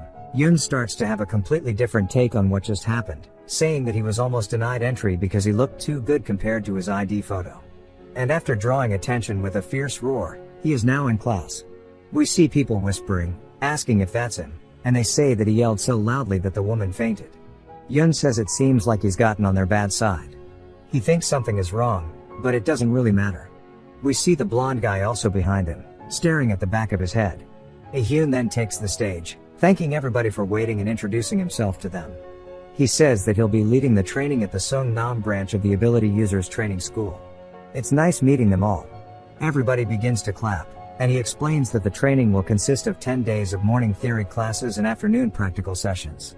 Meals and accommodations will also be provided, and if there are no major issues, they should all be able to complete the course safely and obtain their certification. He adds that, as they all know, less than half a year has passed since the world has changed. Every day, new info about dungeons and monsters comes pouring in, and that's why tactics and strategies are constantly evolving. In other words, what you are about to learn right now is not the absolute best answer. Yun says he's talking about discouraging things straight off the rip. Hyun says there may be incorrect information or information that could soon become useless. Therefore, he will only teach them the things that are essential for survival, and he looks forward to working with them for the next 10 days. After a bit of time, he says they'll end the first period with this, and they should take a 10-minute break before the next period. We see everybody talking to each other and getting up, while Yun is staring at the ceiling, saying this is as boring as the Reserve Army mental training, asking why they're going to do this for 10 days. A man then approaches him and stretches his hand out, saying that his name is Kwak Soo-il. Yun doesn't say anything and wonders what's up with this muscle pig, but decides to shake his hand. As soon as they shake, Soo-il begins to smirk, and Yun realizes what's going on now as Soo-il begins to squeeze as hard as he can, telling him to take care of him. Soo-il says that he's got him, and with a guy like this, it's best to put him in his place right from the start. He's disliked him since the moment he started causing a commotion over nothing. Soo-il is then surprised and wonders what the hell's the deal with Yun as he is still holding out. Yun activates his giant's power, which, of course, is the one that increases his strength, and he begins to squeeze back on Soo-il's hand. Soo-il realizes that he's losing, asking how this is possible since he's devoted every one of his stats to strength alone. He starts to get embarrassed, saying that everybody is watching and he can't back down and look pathetic. He begins to squeeze as hard as he humanly can. The veins in his arm begin to swell up due to this and eventually burst, causing blood to fly all across the room and onto both Soo-il's and Yun's faces, as well as over some people behind them. The blonde guy is surprised and then instantly starts blushing again. Bro is a freak. As there is now a pool of Soo-il's blood on the floor, he lets out a scream. An ambulance comes to take him away, and Yun tries to explain to Hyun that it's true. That muscle pig came first and asked for a handshake, and then while he was grunting and puffing up his arms, he suddenly burst. Hyun asks if he's meant to believe that, and Yun says this is driving him crazy. There's no need to believe it or not, it's the truth. Fortunately, his unique ability, Strength of the Strong, increases his strength by 1.5 times, and if he didn't have it, he would have been injured. Telling him to check the game tape. Hyun says he thought he called it man strength, and Yun quickly realizes he slipped up, saying, "That's right, that's what it's called." Hyun says he thought it was 2 times, not 1.5. Yun starts to awkwardly laugh, and says he guesses he got it confused, as he's not good with numbers. Hyun looks at him suspiciously and then sighs, saying he understands and to please return to the classroom. Everybody watches him as he enters, and he sits down, saying he's exhausted from the first day. The blonde guy then sits beside him, calling out to him, asking if he can sit beside him. Yun says, "Sure." He thinks to himself, going from a muscle-headed pig to now a thug, and the blonde guy introduces himself as On Yusong. Yun then introduces himself, and Yusong asks if he can call him brother, saying he just turned 18 and finished the tutorial. He's a fast learner, so he's already graduated from high school, and tells Yun to talk to him informally as well. Yun sighs, saying he could be the older brother based on appearance, and Yusong asks how he did that earlier. Yun asks what he's talking about, and Yusong says the guy's arm exploded, asking if that was a skill. Yun realizes this guy is a freak. Yun says he's telling him that's not what happened, and that the pig's arm exploded on its own. Hyun then enters, saying it's time for the second period, and due to the significant delay, he will focus on explaining the key points. Currently, dungeons are categorized into 2 types, regular dungeons and incomplete dungeons. Regular dungeons are the most common, and they usually open 4 weeks after their appearance. As they already know from experience, dungeon opening refers to the phenomenon where monsters start pouring out from within. An incomplete dungeon is a dungeon whose opening time cannot be predicted. It can happen sooner or later than 4 weeks, so constant vigilance is always necessary. Some of them may be wondering how to prevent a dungeon from opening, and there are 2 ways to do this. One way is to destroy the dungeon's core, which would be clearing it, and the other method is to periodically remove the normal cores to delay the dungeon's opening. However, you need to be careful about the order in which you attack the core. A man asks if this is really all the class is about, asking if there's anything related to dealing with monsters and saying he didn't come here to listen to this useless lecture. Yoon calls him a muscle head, saying that the muscle pig from earlier and these other macho types are a problem. Bro forgets he's also a muscle head. One of the workers tries to tell the guy that if he causes trouble, he'll be expelled, but Hyun says it's okay, telling the man to calm down. The man is confused, and Hyun repeats himself, saying he's telling him to calm down. The man scoffs, saying he seems like he has some pride. He steps down, asking him what he plans to do. Is this a Batman reference? Yusong pulls out his phone, saying 1 minute. The guy is confused, and Hyun says starting now he will only dodge and block his attacks for 1 minute. If he even grazes his body, he'll graduate him here immediately. Instead, if he fails, he will be expelled, asking him what he wants to do. Both Yun and Yusong think that Muscle Man 2 is arrogant and quite annoying, but they both begin to smile, saying that it looks fun so it'll be fine. Both freaks. The Muscle Man starts to ask Hyun what he takes him for, pulling out his weapon from his inventory and asking if he's sure he won't regret this. One of the workers tries to tell Hyun to watch out because it's a real sword, but Hyun says it's okay. He glares at the man, telling him to start. The man starts to get angry, asking why Hyun is acting arrogant until the end. He squats down and instantly charges directly toward Hyun. He goes for an overhead slash, but Hyun sidesteps, saying that attacks made with a warning are meaningless even if they're not attacking from behind. Surprise is the basis of attacking. The man gets more annoyed and swings horizontally this time, only cutting through Hyun's afterimage as Hyun appears behind him, saying that in the same context, the issue with large preparatory movements is that the enemy won't wait for him to attack. The man gets even angrier and turns, continuing to swing rapidly, but every single time he does, Hyun uses the minimal effort needed to move, saying simply swinging the sword is not enough. The man must be able to observe and understand how the opponent moves without missing a beat. The man screams, telling him that this is nonsense, and charges directly at Hyun once more. He swings for Hyun's head, but Hyun ducks under it, saying that an attack with all your strength is not the best approach.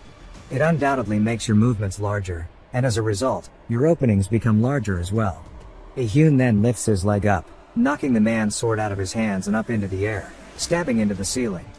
He says if you do that, you will get tired quickly, and that it's been over a minute and time is officially over. The class is surprised. Yun says that the demonstration felt like a video of a professional boxer dodging punches thrown by an ordinary person by weaving. But being able to do that against a capable person is crazy, and he wonders if there's such a difference among superhumans, among awakeners. He then thinks about it, saying that the quickness and reaction speed Hyun just showed, even he, who has raised his stats, would find it difficult to follow if he were to face Hyun in a 1v1. He closes his eyes, beginning to smile and laugh, wondering who would win. Yusong, sitting beside him, also starts laughing, saying he wants to fight Hyun. Yun hears him laughing, turns to see his expression, and wonders what's up with him, calling him a freak. It's the pot calling the kettle black. He says maybe he shouldn't have let this weirdo sit next to him. He doesn't want people to think they're alike. Too late. The curriculum of the Ability Training School consists of theory classes in the morning and practical training in the afternoon. Hyun says that today's practice is weapon technique practice, and they should take turns taking training weapons. First, they should train in their own way, and the assistant instructors will take turns correcting them. Please understand that one-on-one instruction is not possible due to the lack of manpower. Yun grabs onto a nasty blade and sighs, saying this is boring. Yusong says that practicing weapon skills sounds boring, asking Yun if he would like to fight. Yun gets excited, asking him if he's good at fighting. But Hyun then tells them that sparring is prohibited until the 6th day, and Yun clicks his tongue. We begin to see people training with their weapons, swinging them around. Yun watches and says he didn't expect much, but everybody is awful. He doesn't really need the practice, but he can just swing it around for exercise. He twirls the sword and starts swinging it around however he feels like, almost as if he was dancing. Hyun turns and watches him as Yun does extremely rapid cuts in front of him. One of the instructors says he must not do that and that he needs to work on his stance. He needs to narrow his legs and adjust the angle of his sword a bit. It seems like he's showing off a bit, but it's no use in practice. Yun is confused, wondering what this dude is saying. He starts to tune him out. He grabs onto the man's collar, asking him if he's that good at fighting, asking if he would like to have a go. At least that's what he would like to do. He starts to clean out his ears, saying okay, and he's putting up with it because it's a hassle. We hear Hyun call out to the man, and we learn that his name is Kim Shongun. We'll just call him Instructor 1. He turns to see Hyun, who claps, telling everybody to please pay attention. From now on, there will be a demonstration sparring session between the trainee here and Instructor 1. They are both confused by this. Hyun says that Instructor 1 will follow the guidance he just gave Yun, and Yun will continue to swing his sword as usual. They will only have one exchange of blows. The instructor is surprised, and Yun seems excited. Hyun then tells them to get ready as he starts to count down, saying to go on 3.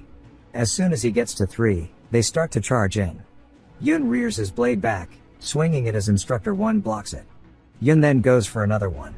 Instantly, Yun turns his wrist, which takes Instructor 1 by surprise as Yun knocks his sword out of his hands.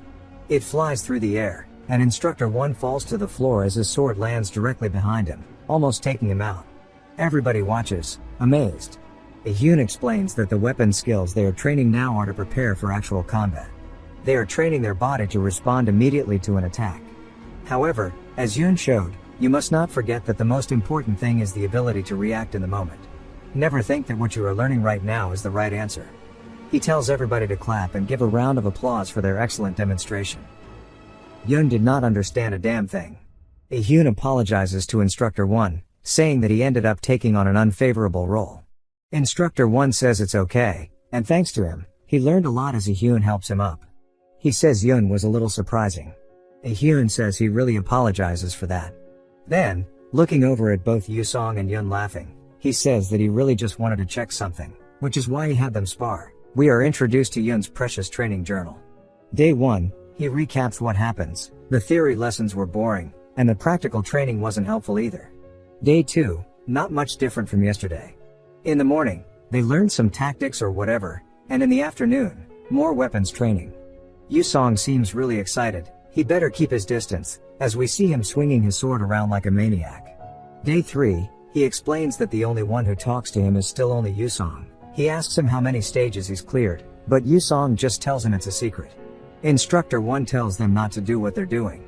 Day 4, he was feeling down, so he drew himself killing a goblin. We see him wielding 2 swords as Instructor 1 tells him that each person should only have 1 weapon. Day 5, he's bored and wants to go home, as we see him lying on the floor while Instructor 1 asks him what he's doing, and he says he's meditating.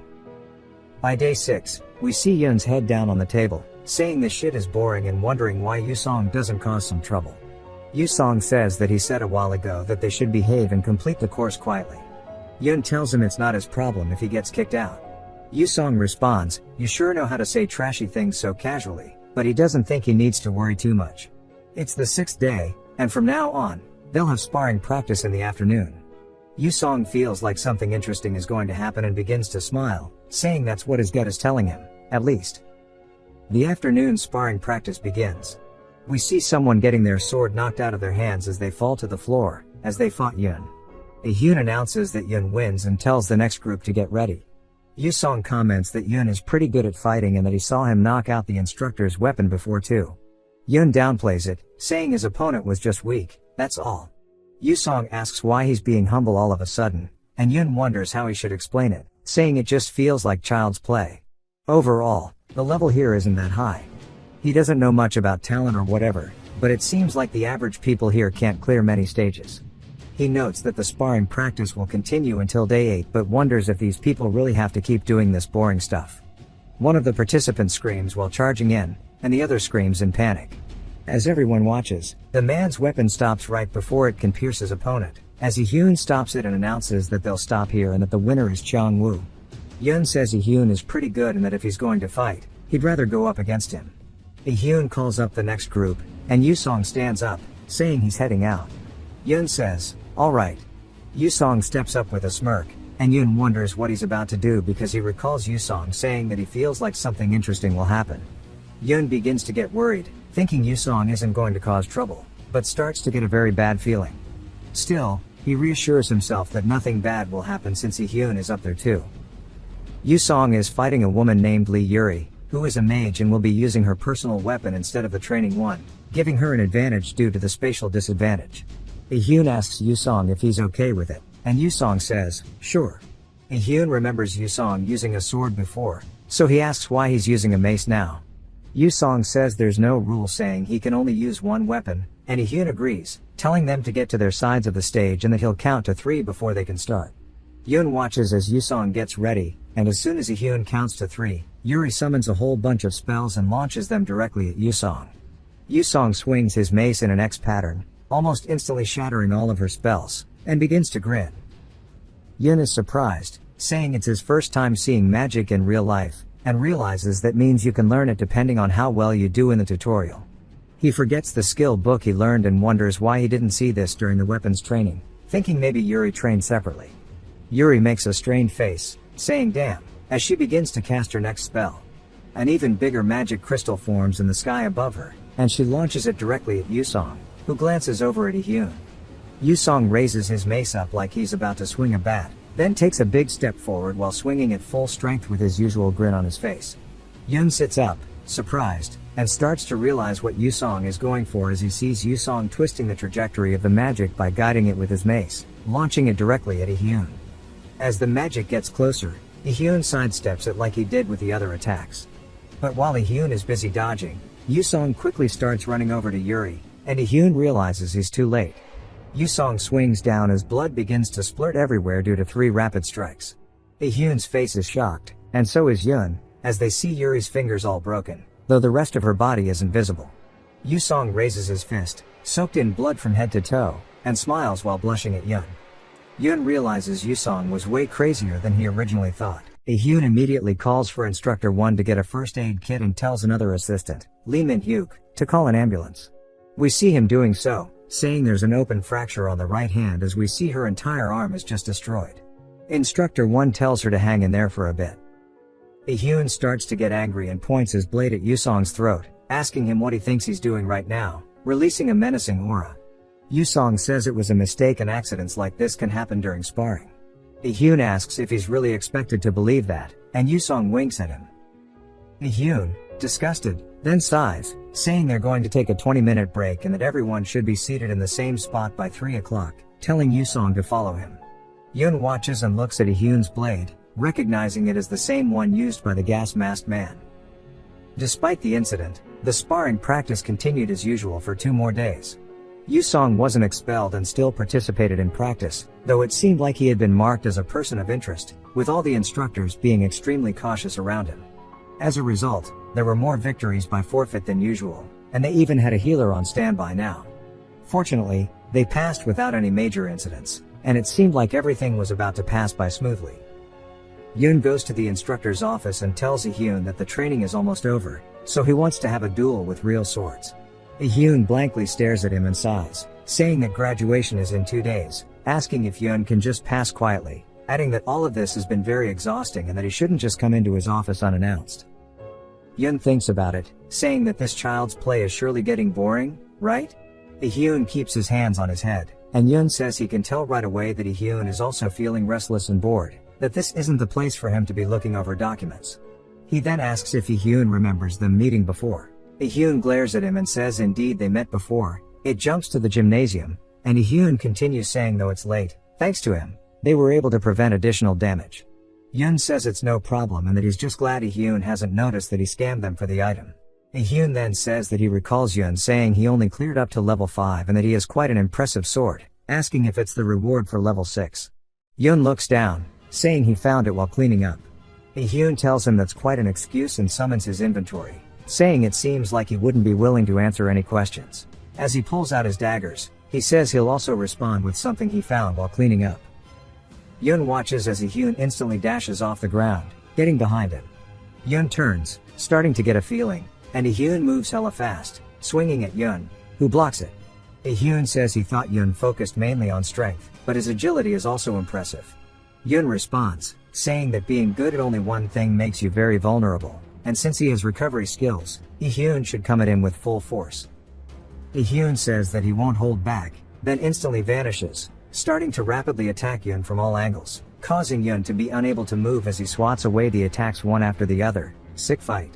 Hyun comments on Yun's unbelievable physical strength, asking if he's really just tanking some of his hits.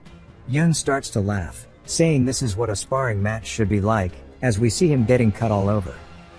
Hyun says Yun's recovery skills seem to be as effective as he claimed, and if that's the case, he should be more aggressive. Hyun switches to a normal grip and thrusts directly towards Yun's head, saying he'll create an opening with unavoidable attacks. Yun smiles and raises his arm, allowing Hyun's dagger to stab into him. Hyun quickly realizes he can't pull his blade out, asking if Yun just wedged it between his ulna and radius bones. Yun smiles, saying that he's got him. Yun rears his arm back, pulling Hyun directly towards him, then headbutts him. Hyun's glasses start to fall off his face as he hits the floor. He looks up at the ceiling, stunned, and says that he has lost. Later, we see Hyun with an ice pack, popping open a can of soda. He says Yun is incredibly strong, and Yun says he could say the same about Hyun. In reality, the sparring match was essentially a draw. They had agreed not to use skills, but Yun's passive ability still activated. Hyun asks if that's really the case, and if it is, then Yun should say he won. Yun responds, saying that's not fair and there's nothing he can do about a passive skill. Hyun sighs and thanks Yun, saying he feels better after relieving all that stress, and tells Yun to go back and rest since they have dungeon exploration practice tomorrow. As Yun leaves, we see a shadowy figure approaching a gate outside of the school. The figure glares at it, looks around, then goes invisible, sneaking in and closing the gate behind him. Nobody was around to see what happened. The scene jumps to the next day, where everyone is standing before the gate of an F-rank dungeon called Geeka's Forest. Hyun explains that the Geeka monsters in this dungeon are stronger than those in an average F-rank dungeon. However, there are two reasons why this place was designated as an educational dungeon. First, it is a field-type dungeon full of traps and more, but there are no threats other than the monsters. Second, Geeka don't live in groups, so you can lure them in and deal with them one by one.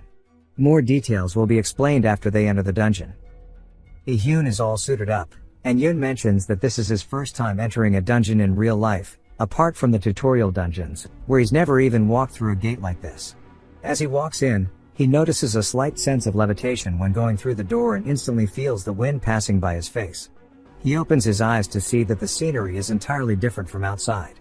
Everyone is surprised, commenting that the inside of a dungeon is pretty. Yun asks Yusong if they just go back through the same door to return, but Yusong reminds him that it was all explained in class. Yun then tells Yusong to get away, as he doesn't want to be seen as crazy, and not to talk to him. Yusong responds, "Brother, you're the one who talked to me first." Hyun announces that first, the assistant instructor will lure a Geeka in and give a demonstration. After that, they will hunt one monster at a time in groups of 5. He tells the assistant to start. Hyun explains that when luring them in, they should move to an open space where it's easier to fight. As they move forward, he continues to explain about the Geeka. Geeka is a bird-type monster, about 2 meters tall, resembling an ostrich. It has quick feet and a strong beak. An attack using its beak can even dent plate armor, making it fatal, so they need to be cautious. The standard strategy is to surround it with several people and tie its feet. As Hyun is talking, a window appears in front of everyone, stating that the central core of the dungeon has been removed, and a portal to the outside is opened and that the dungeon is about to collapse. The sky starts to shatter, and Hyun tells everyone not to panic and to go through the portal slowly, one at a time, before it collapses. He assures them there's enough time to move in an orderly manner. Outside, everyone wonders what's going on, as this indicates that the dungeon was cleared. Hyun starts counting everyone, confirming that everyone came out without fail, and wonders who on earth cleared the dungeon. One of the instructors calls to him, saying that the dungeon is about to break as it begins releasing energy. Hyun says there's no way and orders him to request support while making sure all the trainees leave as the dungeon is breaking. Yun asks what's going on, and Hyun says he's glad he is here as this is a dungeon break, and he would like the trainees to provide a little help in the front. Yun asks for more details, and Hyun explains that if you destroy or remove the core without killing the boss, the dungeon collapses, and the remaining monsters will jump out through the portal. This is why it's called a dungeon break. Hyun asks if Yun didn't listen during class. Yun stutters, claiming he totally did and that it was a test to see if Hyun knew it as well. Hyun questions whether Yun is all there upstairs and tells him there's no time for jokes, as the Geeka will start pouring out soon. He will lead the trainees, so Yoon should stay here. Suddenly, one of the birds comes out, and Hyun realizes the situation is dire. He tells Yoon he's going to leave it to him, but Yoon tells him to wait, saying he hasn't heard everything yet. Hyun starts instructing all the students, warning that if they don't listen to his orders, they could die. Yoon turns and smiles, asking if he's meant to deal with all of these monsters alone. He says, whatever, and prepares for battle. Just then, Yusong starts hauling absolute cheeks, yelling to include him as well. He comes from the top rope, delivering an overhead swing with his mace onto one of the geeka, taking it out instantly. Yusong's eyes go wild, and he begins to smile, saying that crushing stuff with his mace is the best feeling. Yoon cringes, thinking he isn't trying to match his freak, but admits it's somehow comforting to have a psycho on his side.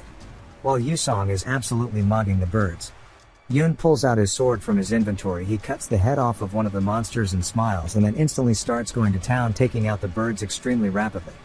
Yusong is surprised, and Yoon tells him to cover his ears as he activates Lion's Roar, calling the geeka chicken-headed bastards.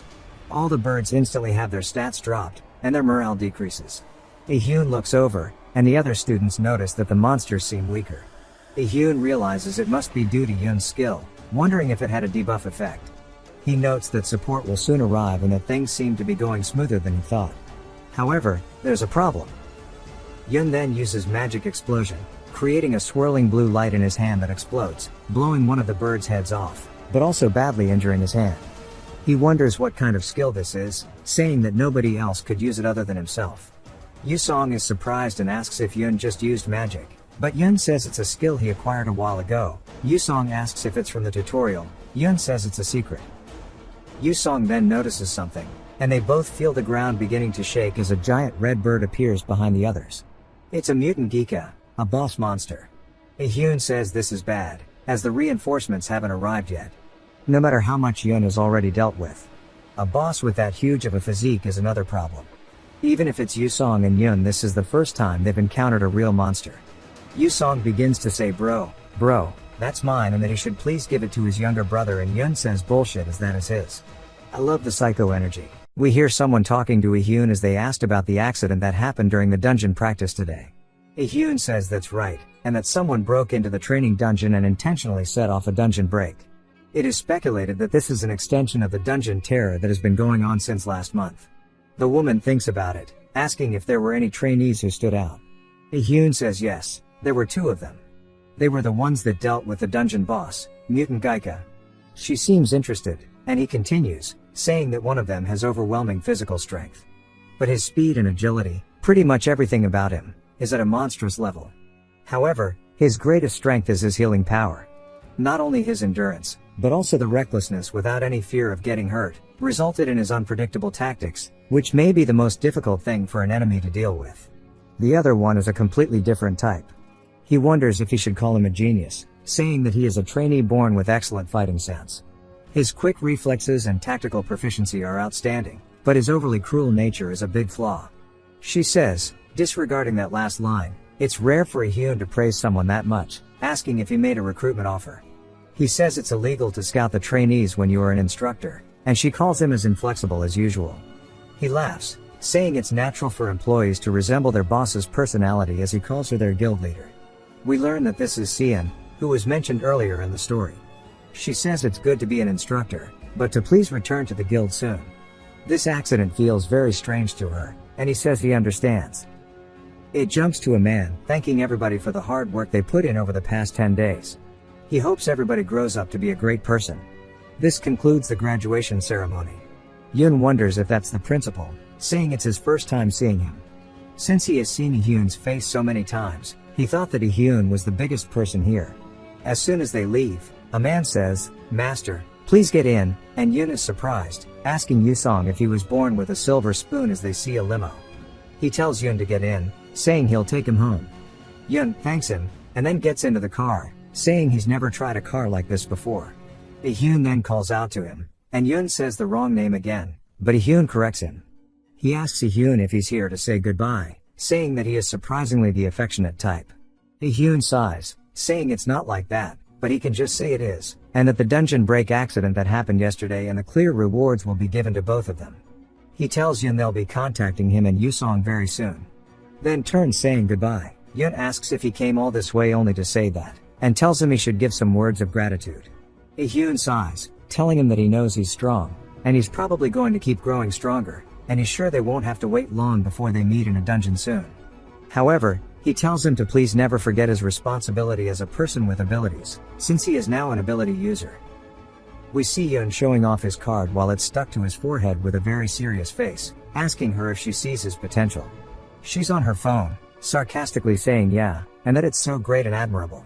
He says that her arrogant behavior should stop from today onwards, as starting tomorrow he'll run through all the dungeons in the area. Then he thinks about it, asking how he's meant to get there, wondering if he can find a dungeon by searching on the map. She says that there's an app for it called Radar, and he calls her a genius.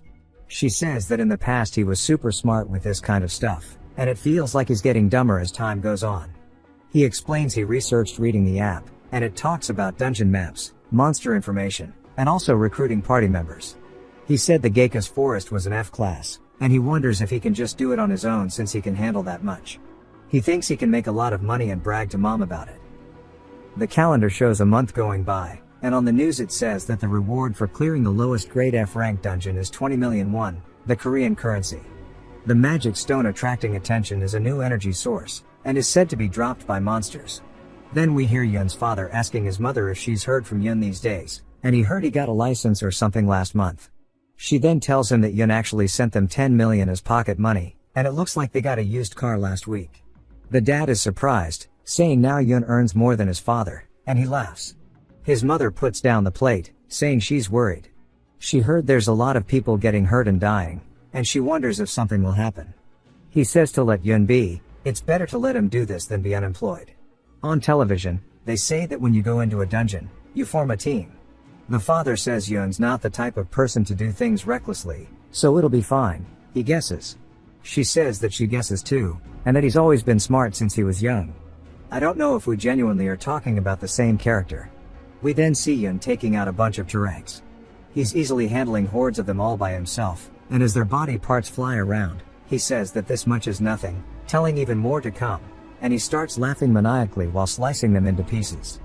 Outside the dungeon, we see his car, which he has given the nickname Buntley. His phone is ringing, and his mother says he's not answering. The father says he must be sleeping or something, and that she shouldn't wake him for no reason, and just call tomorrow. She says that she guesses so, and the father says to make sure she tells him about that tomorrow.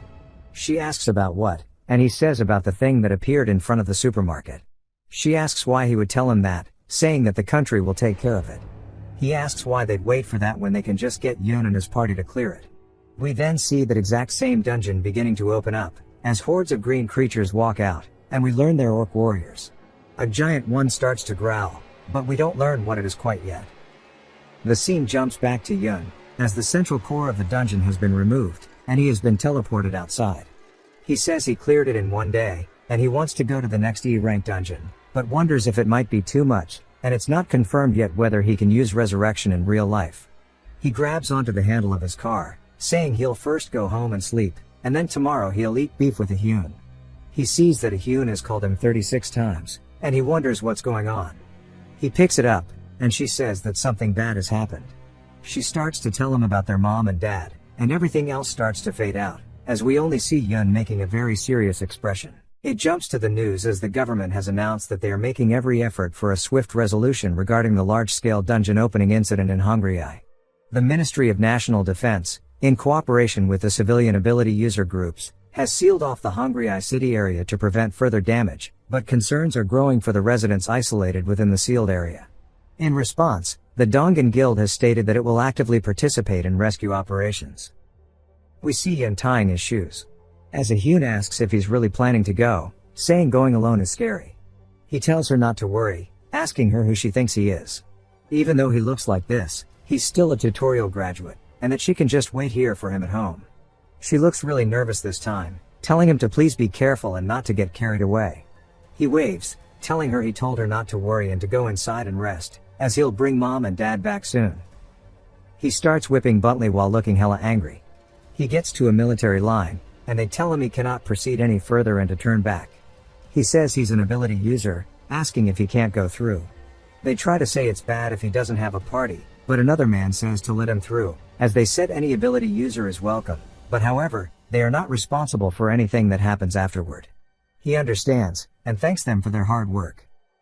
As he's going through the woods, he says there are at least 5 confirmed open dungeons, and there is also an E rank mixed in, and he hopes they're holding up well.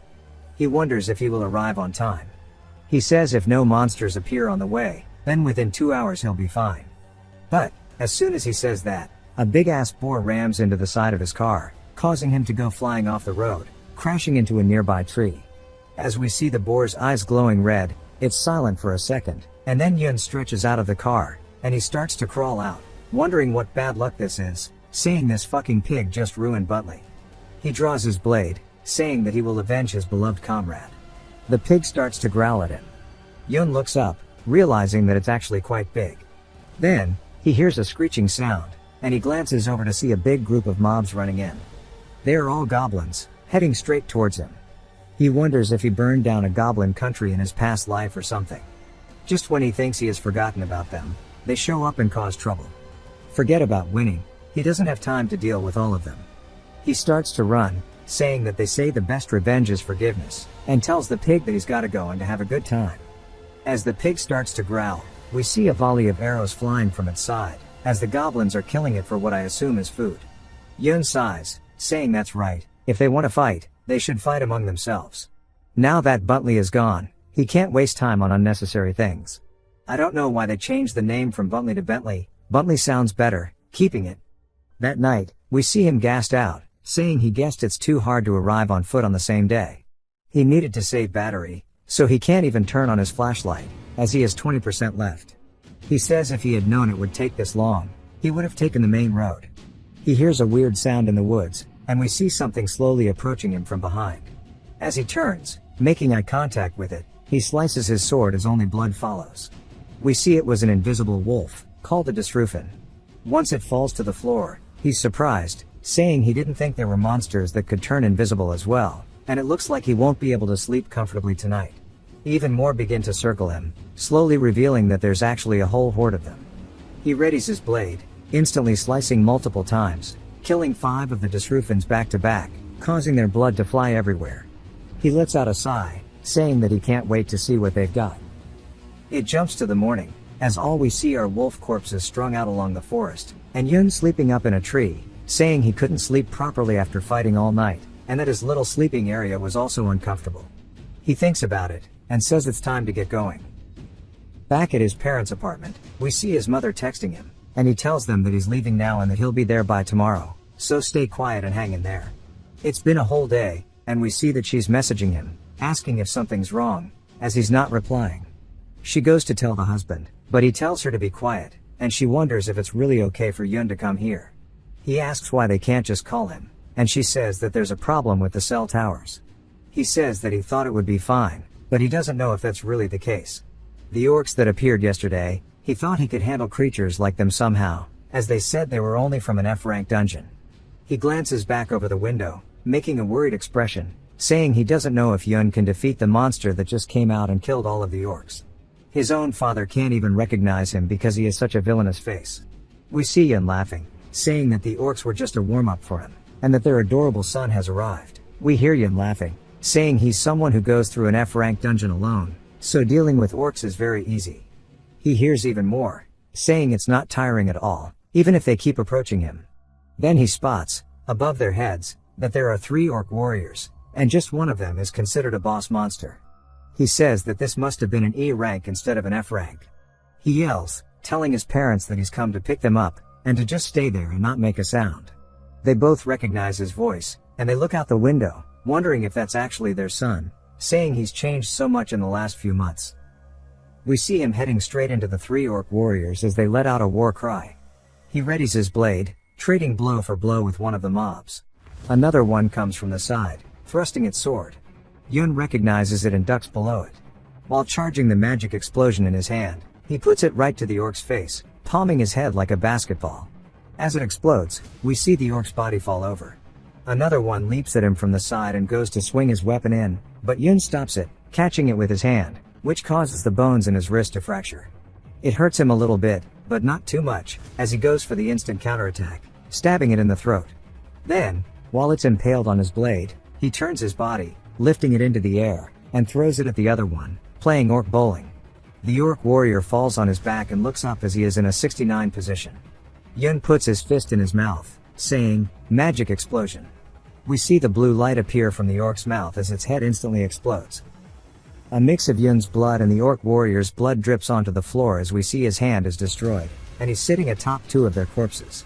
But he realizes that it's just the beginning, as he sees he is surrounded by a whole tribe of orcs, specifically orc warriors. He hears heavy footsteps and looks up to see a giant version that towers over the rest, and it is called an orc general. It lets out a deep laugh. Yun asks if it's their leader, saying that he is actually ugly as hell. He wanted to conserve his magic for regeneration, but it looks like that's not going to be the case. He activates Giant's power, increasing his strength by 60%. He takes a deep breath, using his lion's roar, saying he can't wait to see what the boss is made out of, and charges directly at it. We see him get hit in the face, causing blood to fly out of his nose, and it knocks him back a little bit. He bumps into some of the orc warriors, who throw him back at the boss. Yun realizes that this bastard is completely toying with him, as he is just getting molly-whopped, then gets kicked in the chest, causing him to fall over. He doesn't know if his magic power is empty or not, but his body isn't regenerating, so he doesn't know if he can even be revived. We see him struggling to stand back up, and he grips onto his blade, saying that he can't back down while his family is just behind it, telling the boss to bring it on. The boss is surprised that he is fighting so hard on the brink of death. Yun screams while charging straight in, only to hear his mother scream. When he turns to see what's going on, he sees some of the orcs are climbing up to their window. Yun realizes this is bad and screams, saying they can't go there. He starts to run after them, but gets dogpiled on by some orcs. He manages to break free by cutting some of their arms and heads off, and starts to run forward, but we see the general stretch his hand out as he grabs onto Yun, smashing his head directly into the concrete. Yun says that he can't allow the orcs to get to his parents, as he looks up, stretching his hands out. His vision goes blurry, and he dies. Immediately after that, we see a flurry of attacks come through in a cross pattern, which instantly cuts the general into 4 pieces, as it's none other than Cian, who's come here. She resheathes her sword as the boss's body falls into pieces. We hear a guild member calling out to her, and she turns. They tell her that they've finished here, and she asks about the residents. He says they are prioritizing the evacuation of the injured, and they are also on standby to ensure the rest are evacuated. Cian sighs, saying that the damage is huge, but thanks to someone gathering the orcs in one place, there was less damage than in the nearby areas. She looks back over, saying that's him, right, the person who held out alone until they arrived. They tell her that unfortunately, he passed away, and she says to take care of the body with the utmost care. But, as soon as she turns back, they don't see Yun's body on the ground anymore, wondering where he went. We see him with his eyes closed, and then he jolts awake. He wakes up on a tree branch, and, of course, due to resurrecting, his levels drop by 1, and his stats are decreased by 50% for 24 hours.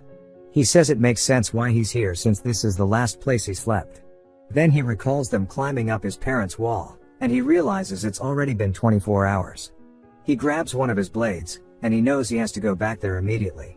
He drops from the tree, but instantly feels the stat difference, saying that his body feels heavy. He starts to run, hoping that everything is fine. He finds the place completely deserted. Of course, that also means his parents' house was empty as well.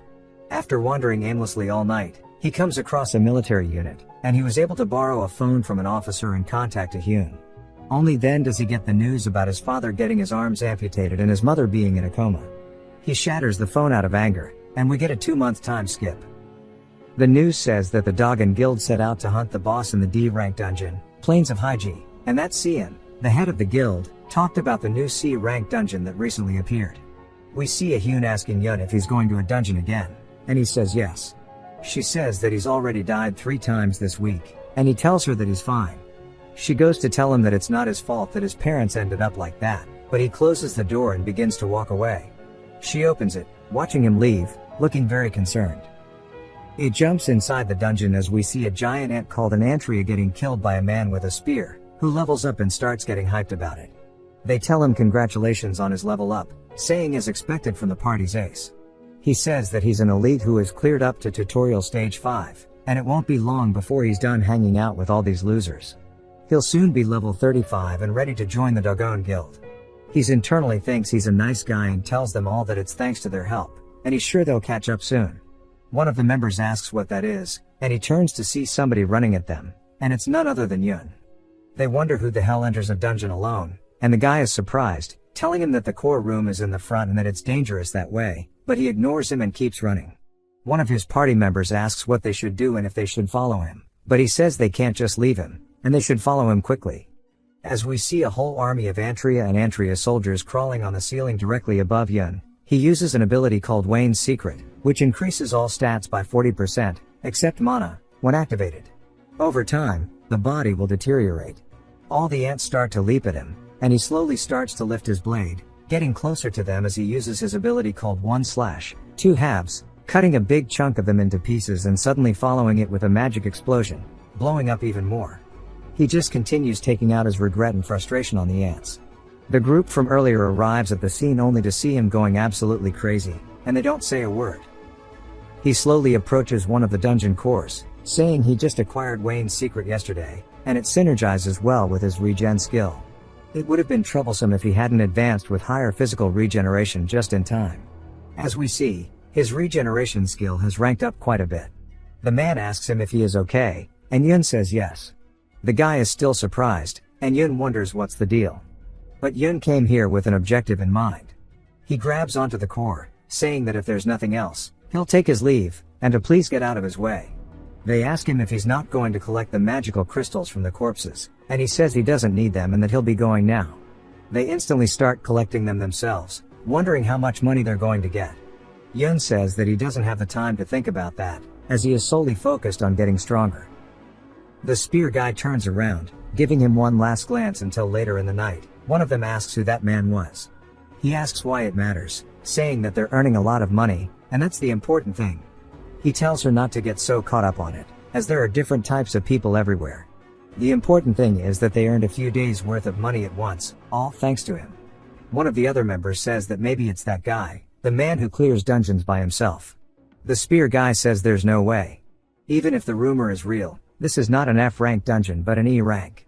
Clearing an E-rank dungeon alone is something even Xian and Dongwu would struggle with.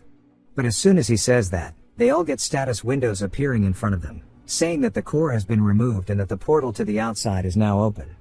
In the boss room, we see even bigger ants, as Yun is sitting atop the boss's corpse, sighing, and he has acquired yet another skill book called Antria's Outer Shell. When activated, it will harden his skin. He says that Wayne's Secret and his regeneration skill are already pushing his mana, and if he uses this, he would definitely be out. He explains that using many skills doesn't make you skilled. For example, abilities like Berserker embedded in his longsword, no matter how painful, increase stamina and strength by 1.5 times for 5 minutes. However, during use, it impairs decision making and there is a severe after effect. He says it's useless if the ability is not used at the right time. No matter how urgent the situation was, if only he didn't lose his composure at that time. He shakes his head, saying he needs to stop regretting it, as he only has to focus on doing one thing, which is getting stronger by any means necessary. He decides to consume the skill book, as he can always use it in the future. If you've watched till the end, comment Warcraft to let me know. Subscribe for more videos like this, leave a like or a comment to help the channel out. Thanks for watching.